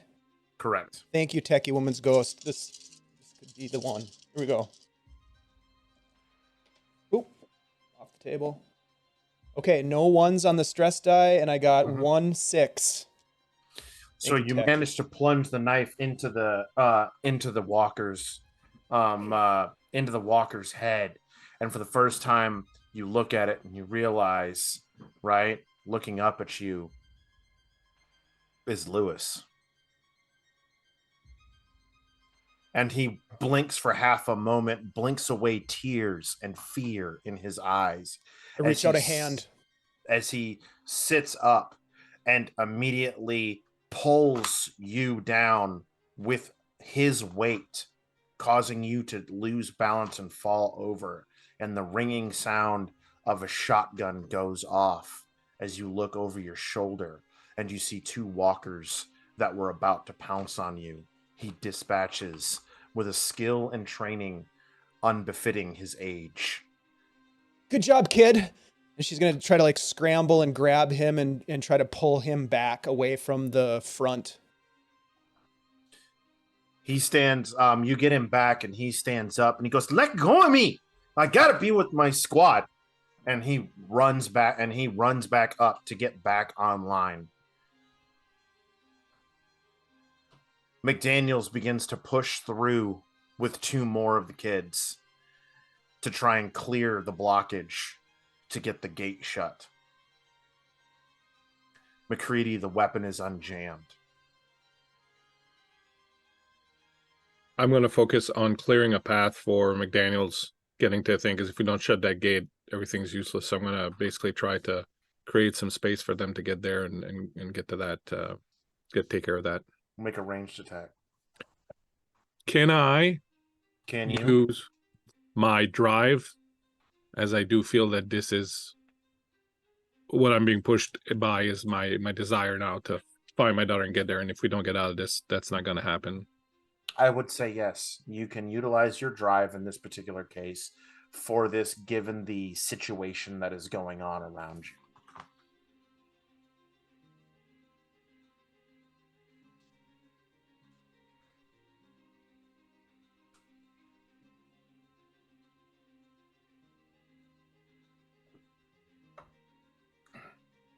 I don't want to alarm anyone. I got 3 6s because I just rolled a whole fucking whack load of dice. Okay. I got 3 6s. I got 1 1, but it's not on the stress die. All right. As you start rocking the machine gun, dug, dug, dug, dug, dug, dug, dug, dug, dug, you're taken to a different place at a different time. And at the same time, you're brought back here. It's as if your mind can't decide, is it back in the war or is this the war? Defend the weak. Achieve the mission. Mia, my daughter, I've missed so much and I won't miss another moment. As you rock the machine gun back at the command post, Buchanan and Victus, you push open a wooden door, and the door snaps shut, having an automatic closing from some rope and a water bottle. And you look inside and you see a whole slew of computers, screens, monitors. You see it connected to all kinds of different devices. You see you're looking out everywhere and you see everything all around the compound. You look on the screen as you see them desperately trying to drive back the horde that is pressing at the gate. I need you to make a scout roll, the both of you.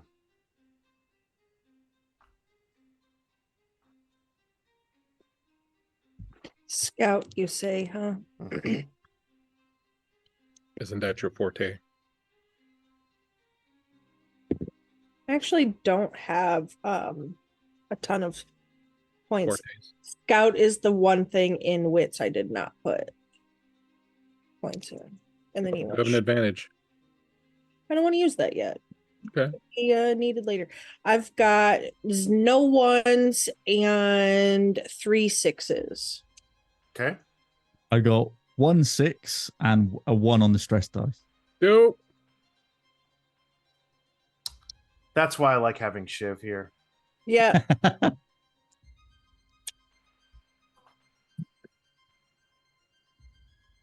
You look and you're looking and you see something on the camera feeds. A lone man with 2 small children firing off pot shots at walkers along the eastern wall, desperately looking for a place to get in.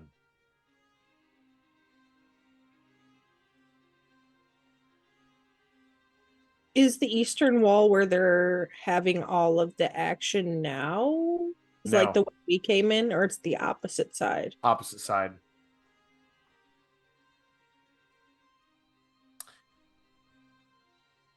Awesome.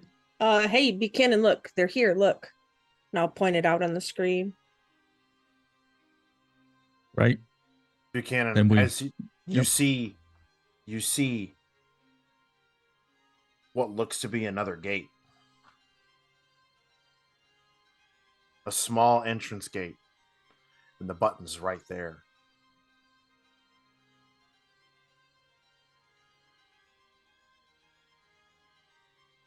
I open the gate.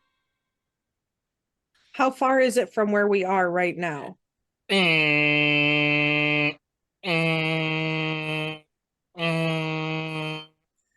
The speakers across the base begin to ring out as the secondary gate has been opened. Everybody freezes. The horde gets louder as this new noise, this loud noise. Buchanan turns and looks, losing his mind, or not Buchanan, McDaniels turns and looks in the opposite direction. And he looks at McCready with a look of betrayal in his eyes.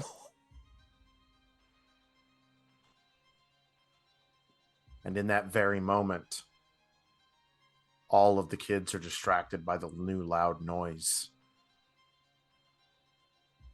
One of the two that was with McDaniels is grabbed and dragged back behind the gate before it slams shut.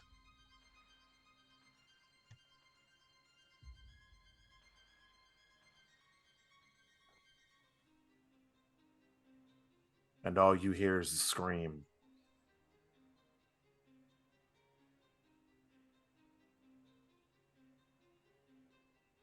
The walkers inside the gate are handled.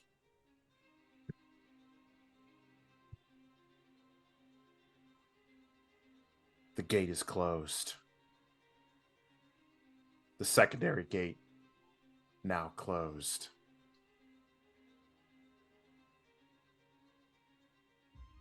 And everyone is running towards the command center.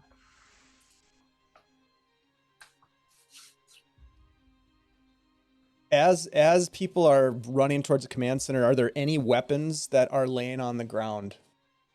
Oh yes, you see a assault rifle, which was just dropped by the kid who was snatched out. Are there any injured kids on the ground? Nothing more than cuts and bruises.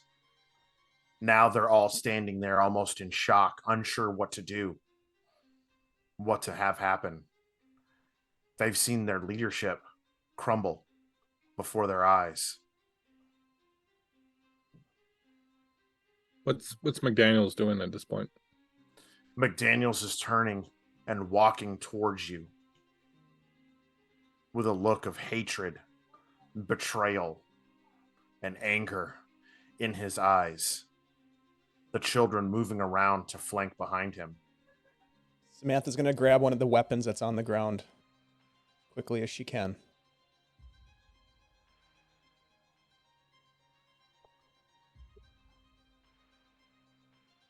McDaniels hops up into the Humvee and just looks at you. How fucking could you? How fucking could I what? It's your fucking base. I don't even know what the fuck that was. And he decks you. I'm fucking ready for him. Yeah. I am going to fucking just try to You're gonna make a mobility roll against his close combat. You're right. You need to get 2 successes. I'll do you one better. I got 3. Oh, He swings, right? And you can see this is out of a place of absolute and utter confusion, right? And you dodge out of the way, having seen your fair share of fist fights, right? And he goes, "Where are the other 2?" And you hear him bark out, "Find them! Find the traitors!" And the kids scatter. I am going to, as the kids start to scatter, I'm going to wait just one moment to kind of let him go. And then I want to grab him and I want to throw myself off the back of the Humvee with him to sort of land on him. Okay. He is going to make a mobility roll to try and ensure that he's not on bottom. Make your hand-to-hand Close combat. combat. Close combat, and I will make my agility. who's the top? Age-old question. Yeah, I got 2 successes.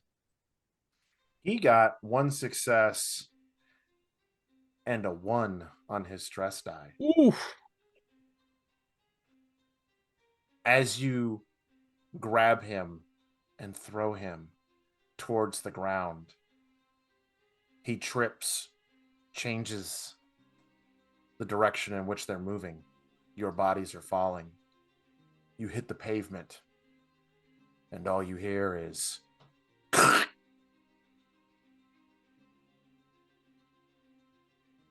I was 100% intended on killing him. So I am totally down with this. As soon as we hit, I quickly check to make sure that he's not still alive. If no, he is, very much dead. His bone is protruding from the side of his neck. I am going to quickly go through his stuff and grab if he's got a pistol, some ammo, stuff like that, his dog tags if he's got them. I'm not going to go through all his pockets, but I want to do a really quick, just whatever I think could be useful and good and sort of grab it. I'm going to yell, Samantha! Samantha is running in as the fight is happening on the Humvee before they fall. She's running with the weapon that she picked up, and she's shouting, "Stop! Everybody stop!" And as she comes around sort of the corner and sees what happens, she just kind of looks at McCready. "What did you do?" Fuck. She looks back at the kids, and she's got a weapon in her hand. What are the kids doing? They're tearing ass towards the command center. Shit.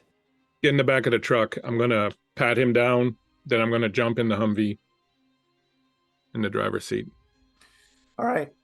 You go to start it. Military vehicles don't need keys. Fun fact.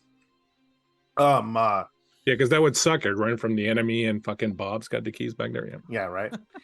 And you turn it over, and the kids are running, right? What the fuck are we gonna do now, McCready? What the fuck are we gonna do now? Relax. We're gonna handle it. We're gonna handle it. We just gotta get back ahead of him. Buchanan, Victus, what are you doing? Do we see anything on the monitors? Do we see anything? You see anything? You saw McCready have a scuffle with McDaniels, and McDaniels hit the pavement with McCready, and McDaniels not moving, and then they jumped in the Humvee and tore off. You see the kids are running towards your command center, where the command center bunker where you guys are at, and they do not look like they are running in fear. They look like they are running towards you at the ready. And on the other monitor, you see the man with the two kids looking around questioningly. And they're inside the walls. Yeah. Right. Okay. I look at Vay and be like, either we got to go, or we got to confront them. Initially, as soon as the gate opened to let him in, I wanted to run out, but I guess I'm not doing that now because I You can't. can. We can, yeah. You Well, I can don't run want out. to leave a one-armed disco dancer to dance by himself. Don't worry, I'm the greatest dancer. I'll be fine. Not the first time he just danced by himself. Never gonna dance Dance again. He's out there shaking hands, kissing babies. I mean, he's out there kissing babies. Listen, if you want to run, I'll hold these guys off. I'll talk them down. Yeah, well, I want to get to the people that just came in because You go. You Yeah. go. Okay. You go. I'll talk these guys down. Are you carrying a gun? If I still have my revolver with me, You do. You were never I will. disarmed. okay. Okay. All right, so yeah, that's what I would like to do is before the horde of angry ankle biters gets to where we are, I'd like to get out the door and towards where we just let Okay. the kids You in. tear ass towards them. Buchanan.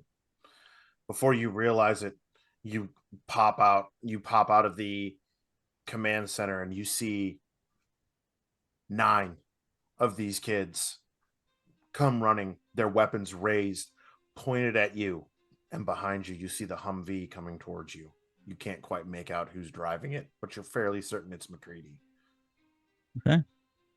And the kids are shouting, down on the ground now. I'm going to put my hands up and just go down to my knees. The kids very quickly swarm around you. Well, one up. They very quickly swarm around you and then tackle you to the ground. One of them sits on you while the other one literally ties your one good hand to your belt loop.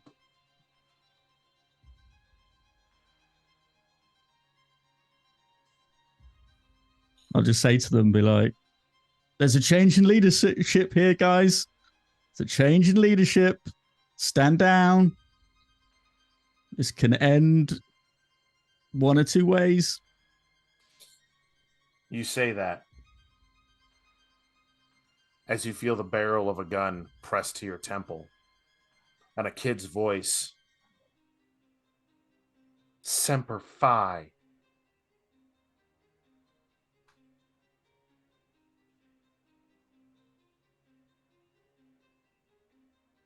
McCready, you come rolling up, and you see Buchanan is tackled.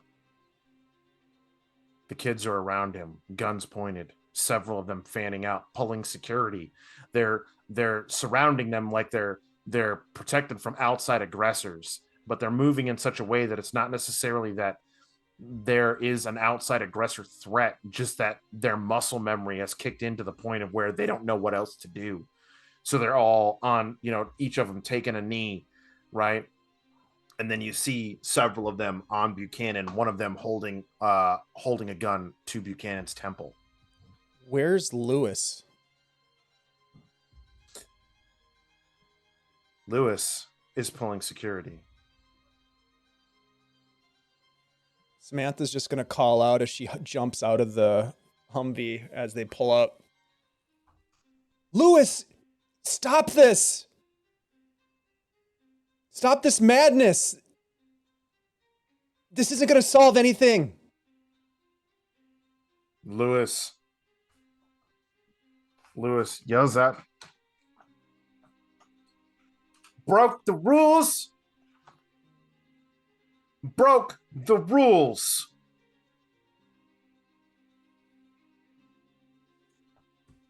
Do I hear this? Mm-hmm. I'll just shout out and be like, but we saved lives, Lewis. We saved lives. You're going to have to make a roll of some kind, whether it be leadership or manipulation, to try and get them to calm down. Okay. I will try manipulation. Kurt, would it be possible for me to give Shiv my advantage as kind of, because I'm sort of trying to get them to stand down too? You are attempting to assist by trying to calm them down as well. So I would say yes. Okay. Okay. Take my so advantage, an extra die, Shiv. yeah? Yep. Okay. Thanks, Techie. Okay, no ones on the critical, on the stress dice, and That's three fucking sixes. 3 6s. Nice. The one kid backs up, gun still pointed at Buchanan. What do you say? Stand down. Stand down. We did what we thought was right. There was people out there, our people, that needed help. We saved lives. Stand down. Please. Stand down. More death is not going to solve this problem, Lewis. Captain Rogers' death was an accident. We need to pull together. We need to sort this out. And at that, when you say Captain Rogers is dead, you see them all visibly break, as if you had just told them the worst thing possible. And they look at each other, completely unsure,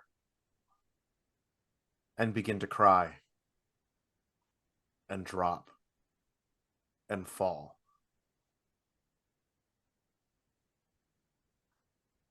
As if you had shattered what little world they had left into a million pieces with just that one phrase. Samantha's going to take a couple steps forward towards Lewis. She has a connection with him a little bit more than the other ones anyways, and she's going to drop down to one knee, not touching him, but just sort of with her head bowed, and just say, we can all come out on the other end of this thing. We can make this right. All hope is not lost here.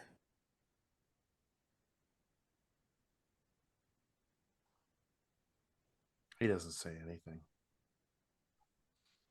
He's just staring. Most of the remaining kids are crying, looking at one another, unsure what to do. And it's as if your words fall on deaf ears. I'll come up to Samantha and I'll say, they've only known one thing. They're not quite ready to know something else yet. They need a strong voice telling them what to do and how to do it. Don't try to reason with them right now. Just tell them what they need to do. She nods her head and she says, Lewis, we need to ensure that the defenses are intact. We need to make sure that there are no other walkers inside the fence. Things need to happen right now. There's time for tears later. Now we need to make sure that this place is still safe. Do you hear me, Lewis? Lewis just kind of blinks, and Steve stands up, straightening himself, fighting back the tears, brushes off his sergeant stripes on his shoulder. That's right. That's what we're going to do. Rebecca, get on the gun. We need to make our patrols to keep going. The Walker incursion's over, and we're going to keep on. We're assigned to your assigned tasks. I'll put out watch later. Lewis, you see about finding a flag. Lewis just gets up, right?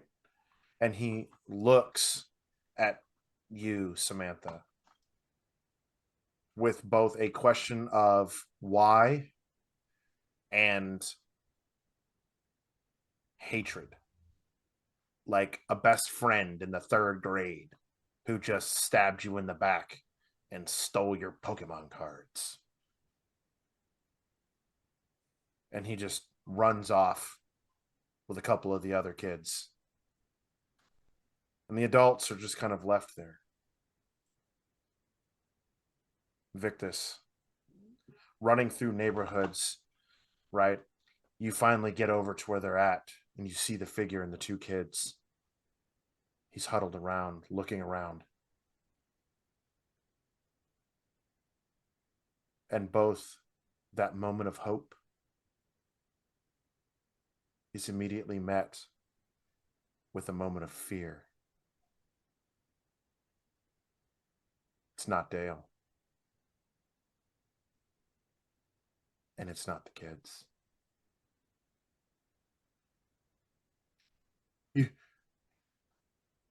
You the one who let us in? Yeah. We did. You're not bit or anything, right? No. It's just me and these 2 kids I found. I don't know. They said that they've been lost in the woods for a couple of days. I'm Michael. Who are you? Dr. Victus, but you can just call me Dr. Victus. If they're not your kids, you found them? Yeah, and you see the kids, right? You recognize these kids. I was going to ask that. But they're not the kids from the rest stop. They're not the kids that you left with. They're kids from home that somehow made it out on their own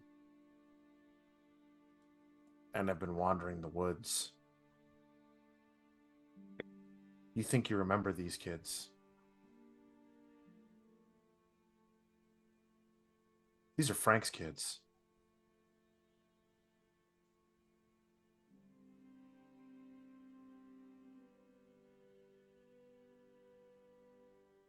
Do they display any sense of recognition of Victus?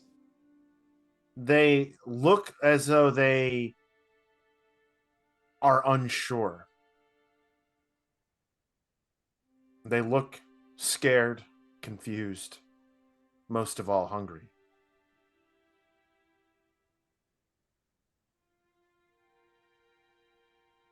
All right, well, come on in. I saw you taking some shots.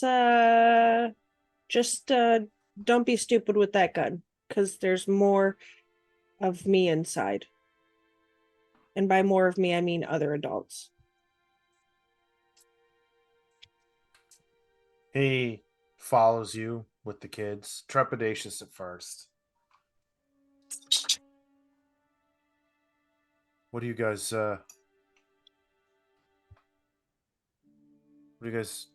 what is this place? Who are you?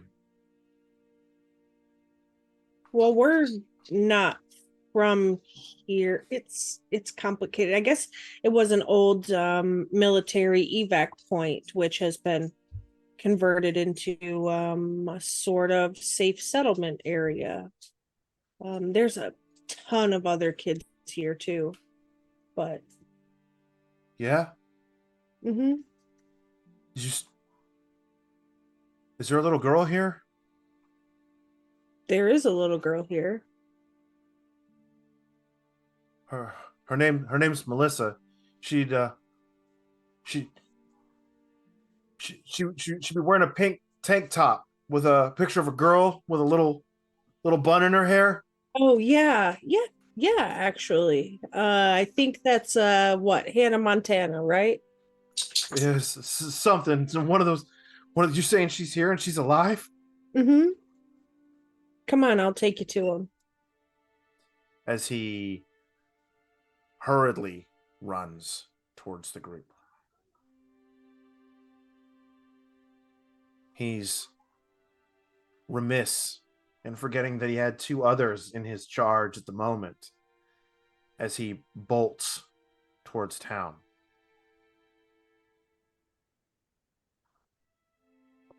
I'll walk with these kiddos. Keep them kind of by me.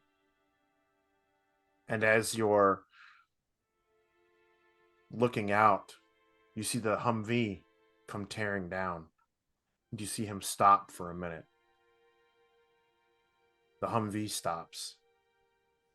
And the girl that was normally be on the back of the machine gun jumps down and goes running into this man's arms.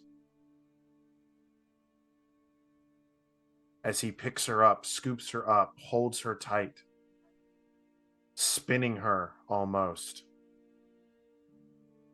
and falling to the ground as the two of them can be heard, even at this distance, crying of happiness. Steve gets out and just looks, and then looks at you. Then gets back in the Humvee and drives off.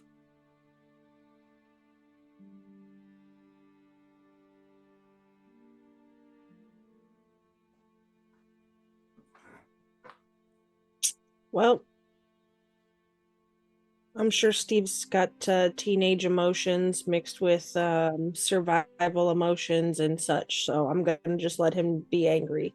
And I'll take the two kids. I'll let the dad and the little girl have their moment because they deserve that. And I'll take these two kids, which I think I might recognize as Frank's kids, and come back.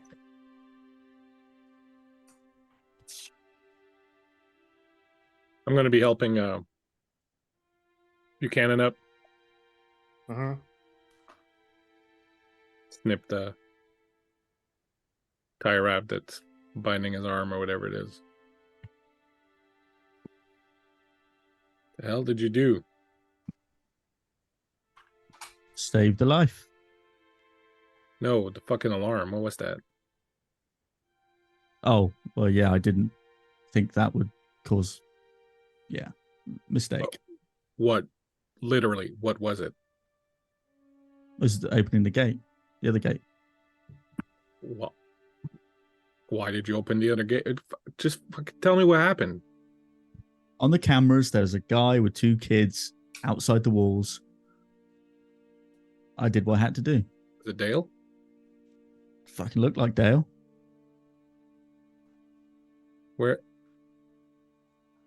Where's V? The I fuck's sent V?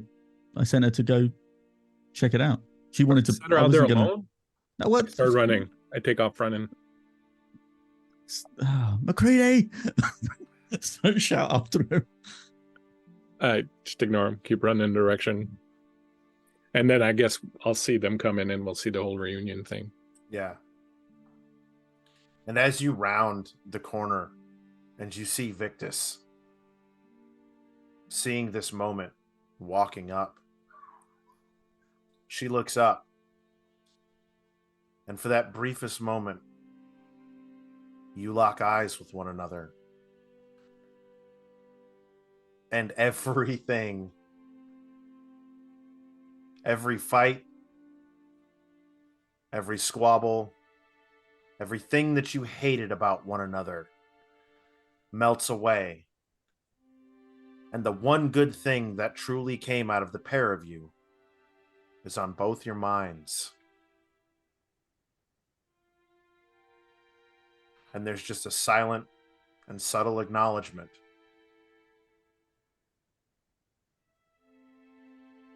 that you could have this too. That it's okay to hope.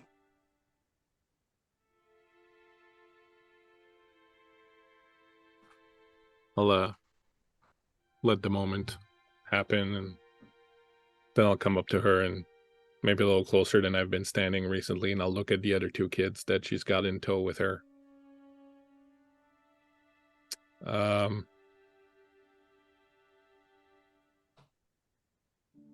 You found kids? Yeah, when we went into the command center, there was a lot of screams, and it was a man and 2 kids, and we thought it might be Dale and the girls, and so I came to check and see. It's not. I think these are Frank's kids from our village back home. Frank?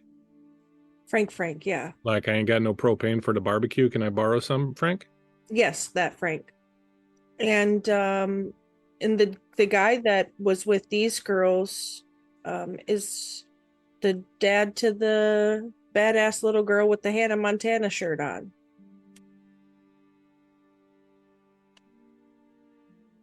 So that was pretty neat.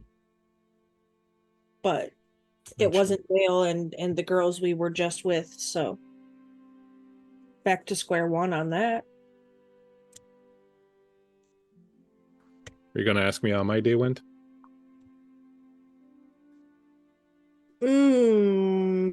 That sounds awful Susie Homemaker of me, doesn't it, if I did?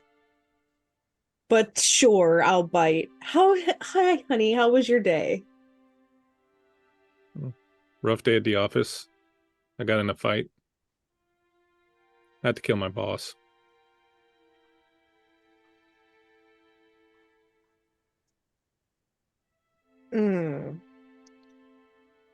Well, that's definitely an interesting meeting at the office in the morning. I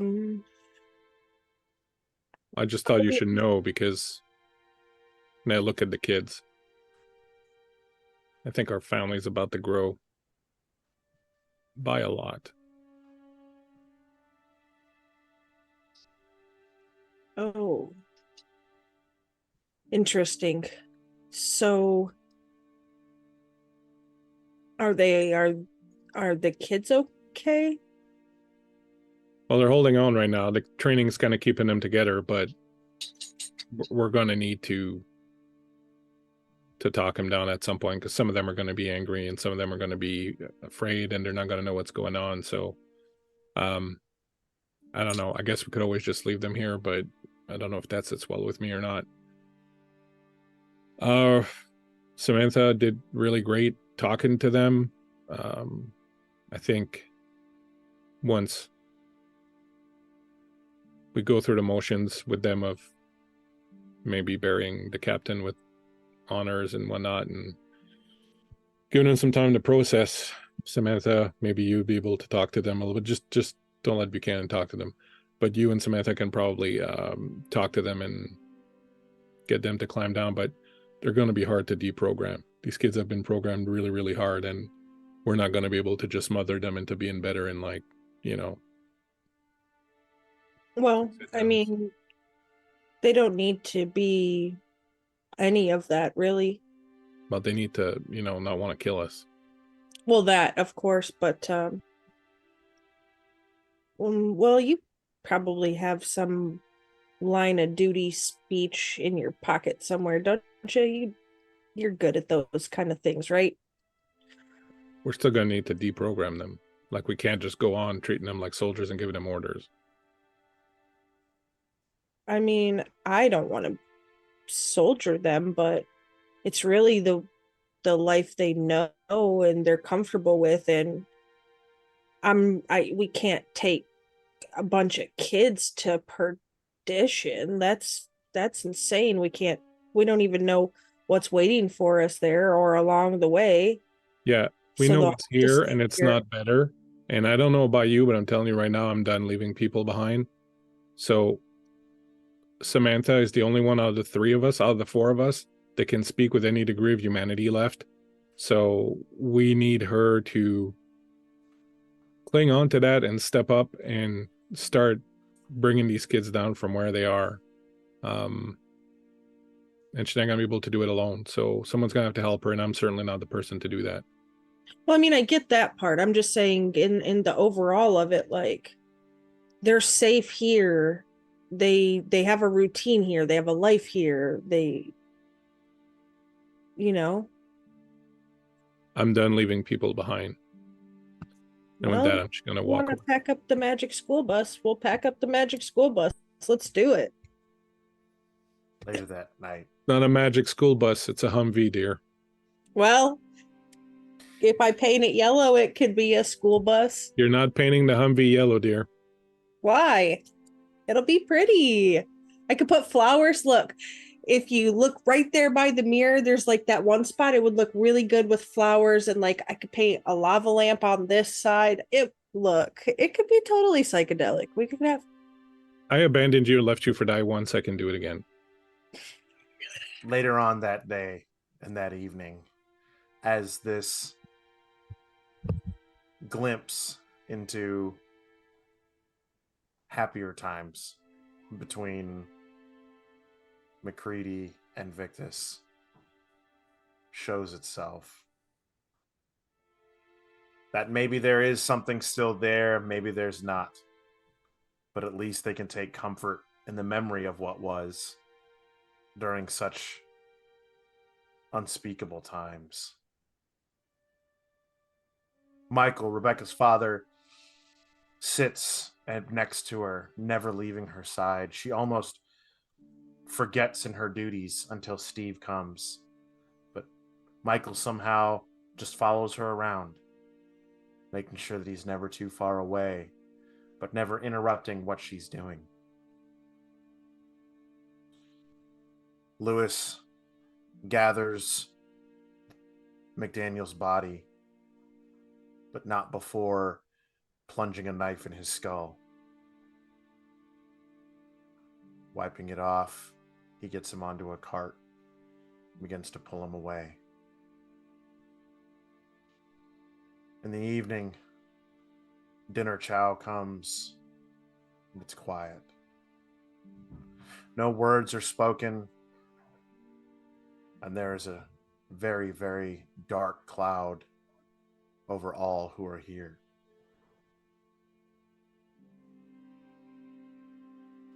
Of the 9 remaining children and the 2 new additions try to play with the child soldiers, but they've forgotten what it is to play. They look confused, not understanding, and go back to what they know. The children persist Frank's kids. And the other children kind of get angry, not understanding what it is that they want. As the sun sets, a fire is lit. And all but 2 of the soldiers gather around the funeral pyre of McDaniels. The adults stand looking on. Buchanan asked to stay in the command center and keep an eye on the cameras.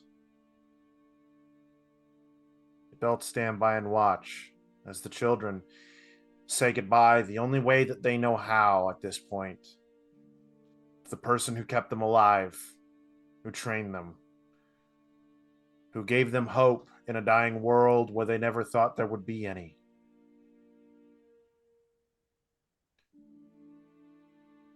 He was not just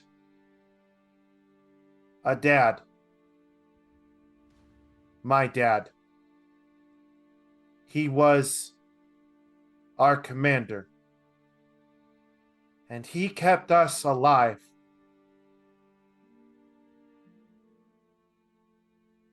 I don't know what happened, but I hope that it was worth it. He was a good man. And he was going to get us out of here. And we'll still get out of here. We will. Because that's what my Captain McDaniels would have wanted. We're going to get to Washington, and we're going to survive. We know what we have to do.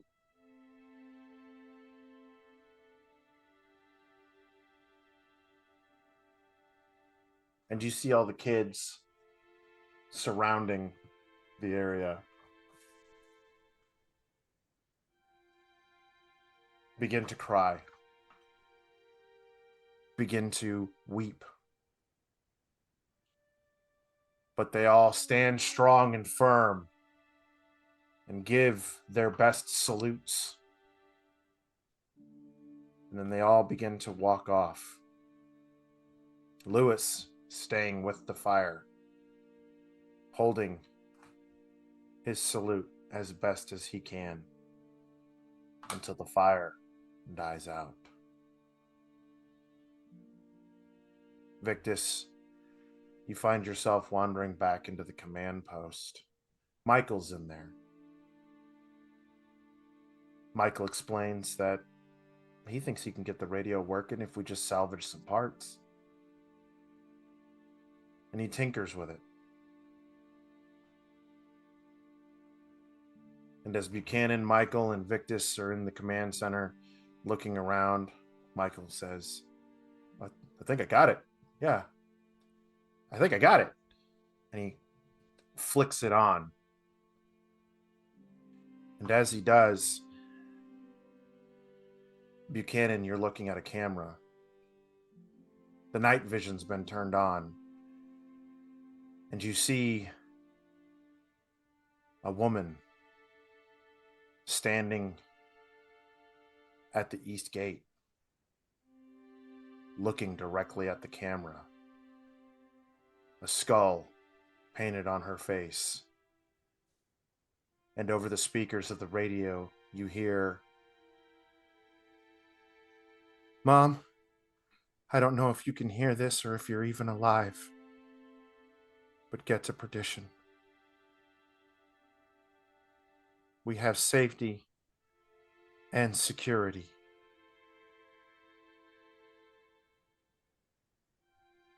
And that is where we're going to end today's episode of The Walking Dead. Thank you, everybody, for joining us for part 3 Wow. of The Walking Dead. Thanks to Blue Box for swinging in with the huge bit drop. Oh, Hell there you yeah. go. Keep Thank track. you. Yeah. Keep track of them. You'll probably need them for next session. Yeah. Wow. Kurt, Yeah. the pendulum of emotional swings that happen in this game every week is Outstanding. amazing. Yeah, outstanding is a great word. Yeah. Thank you for another great session, and thanks for everybody for hanging out with us and being our support. Yes. Thank you, everybody, for hanging out with us for part 3 of The Walking Dead. Woo! This has been amazing and so much fun. And yes, emotional damage. So much. So much. I hope you all are enjoying The Walking Dead. Next week we will have part 4 of The Walking Dead. Same bat time, same bat channel. Let's go around the horn real quick though. Let's see where we can find all of our players and everything along those lines. Yeah, we're gonna start with Shiv. We're gonna start with the guy who could have made the worst decision possible and could have failed one of the most critical roles, but he didn't. He passed. Yes. Yes. Hello, I'm Shiv. I played Buchanan. He has his uses, I suppose. And you can find me everywhere at IOShiv across all the social medias. And you'll probably see me again on this channel, if not next week and even beyond. We'll see how that pans out. But yeah, you'll catch me around. Outstanding. Huli, how you feeling? You good? I am feeling like you definitely enjoy coating the knife in poison before you stab it into my heart and twist it. I mean, But I'm good aside from that. okay. I'm Well, that's fantastic good. aside from that. That's great. I'm glad. I'm glad. I'm glad you're glad that emotional turmoil is something I'm good at for you or something I'm not. Yeah, I appreciate it. I really dig it. So Yeah. It's great. good stuff. It's good stuff. Aside from that, I am Huli of Heroes and Hooligans. I play games, run games, and produce games over there. And you can also find me in the background doing background production coordinator things at Queen's Court Games. If you're into Vampire the Masquerade and podcast, you should check them out. The All Night Society is fantastic, and it has a lot of awards under its belt. So if you dig that kind of thing, you should listen to it. Aside from that, appreciate you for having me here, and I'm stoked to figure out this kooky bitch at our gate for next week. Let's do it. Bleak, how you doing, bud? Are you unclenched yet? Well, it was very cathartic to shoot those dudes and kill that guy. So I felt a little bit of release there after that. So I'm okay. You okay? Okay. I'm okay. Glad you're okay. You okay? Me? I'm okay. I'm all right, I suppose. Blue Box coming in with 5 subs. You know what that means, Kurt? Oh no, you guys! Thank you so much, you guys. You guys are gonna get some equipment next round. Yeah, no. thank you so much. No, John, John you. is equipping them. John is coming in and giving them the equipment to survive next session. We have hope now. Yes. I mean, talk about roller coaster of emotions. Everybody's getting in on it now. Holy cow. Oh. Wow. Thank you so much, my John. goodness. Yes. Thank you, Blue Box. Well, you good? Where can we find you, Bleak? Where can we find you doing things? Right here next Tuesday, doing some Heroes of Greyhawk, and then next Saturday right here again. I got kind of a light week for the first time in forever. I'm not streaming anything else, so I'll be here Tuesday. I'll be here for Saturday trying to survive this thing, and hoping that Blue Box gave us some good shit there. We'll see what happens. We'll have to roll that up. And, making up to my wife. There you go. Yeah. Dave, how you doing, bud? Are you okay? Oh, how's your emotional state? Dude, I have hope again now that John came in with that shining beacon of light at the end of the tunnel, and I'm definitely going to walk towards it, baby, because this has been dark and dramatic, and I've loved every minute of it. Kurt, thank you so much for bringing this this game to Guild Superior. This is so much fun, and I've been such a big fan of The Walking Dead for a long time, and it's really cool to be in it, and it's very much it's very much on brand for The Walking Dead. So every decision has had consequences, good or bad, mostly bad. But I'm digging it. I'm digging it big time. My name's Dave. You guys know where to find me, right here on Guild Superior. I've been spending less time on the socials because I'm just kind of over it, and I'm spending more time in the Discord. So if y'all want to connect, come on over to the Guild Superior Discord. We got a really great group of folks over there, and that's a lot of the folks that are over there end up playing in our games, our one shots and that sort of thing. So come on over and get to know us and hang out. Appreciate it. Oh, geez. Scottish Jeff coming in with another supply drop. We are going to be rolling with Humvees, grenade launchers. What else, Kurt? What else can we get out of this? I don't know. Maybe, I don't know, a chance to live. We'll go with that. Also, just for the record, I'm thinking that we need to recruit these kids, these, dare I say, warriors, to escort us to perdition.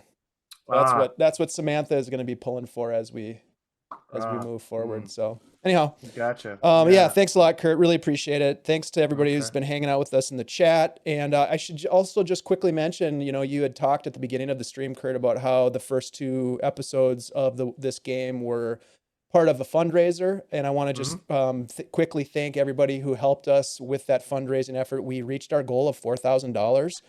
We actually exceeded it by almost $200, and that is monumental. And it's really a testament to the generosity of this community. So thank you all for being part of that. If you won any of the giveaways, we've been starting to deliver those prizes out this week. So be in touch with me or our partner Phoenix Wacky if you have any questions about that. But yeah, thank you all. Really appreciate it. And I am Kurt, also known as KuVenet, your hostess with the most heartstrings and tear jerkers that you will find. I am here next Saturday, most definitely, for part 4 of The Walking Dead. You can also catch me on Wednesdays over on Blue Box RPG for Lore Masters Arcanum, where we do deep dives into all things related to RPGs, with a big focus on adventure building, things and tools you can bring to your adventures as a DM, as well as breaking down some cool classes and things along those lines and whatnot. But yeah, you can catch me there on Wednesdays. For now, that's not to say there might be more things coming down the tunnel. But that being said, thanks again, Dave, for having me come do this. Dude, this was awesome. This was great. This is fun. This is a great cast of people. I'm absolutely in love with it. And am I allowed to say that, John? Am I allowed to say that? Plug it. Yeah. Plug it. Yeah. And soon you may see me on Tuesday nights on Blue Box for Dark Sun, which is a very near and dear setting to my heart, because I mean, why not just make it even worse? With being in a world that hates you. And then it's been good too. I've been watching it, and it's been very good. Yeah, it is. But Dark Sun is the Dark Sun story that John is weaving is amazing. And soon, coming in February, you will see Studio B, which will have a weekly serial of The Walking Dead on Fridays. It's going to be a different tale with different people. Well, maybe not all different people, but definitely a different tale with some different players that could be tied to this one, or this could be your prelude to that one. We've yet to see. That's it for me, though. So back to Dave, who runs this shindig.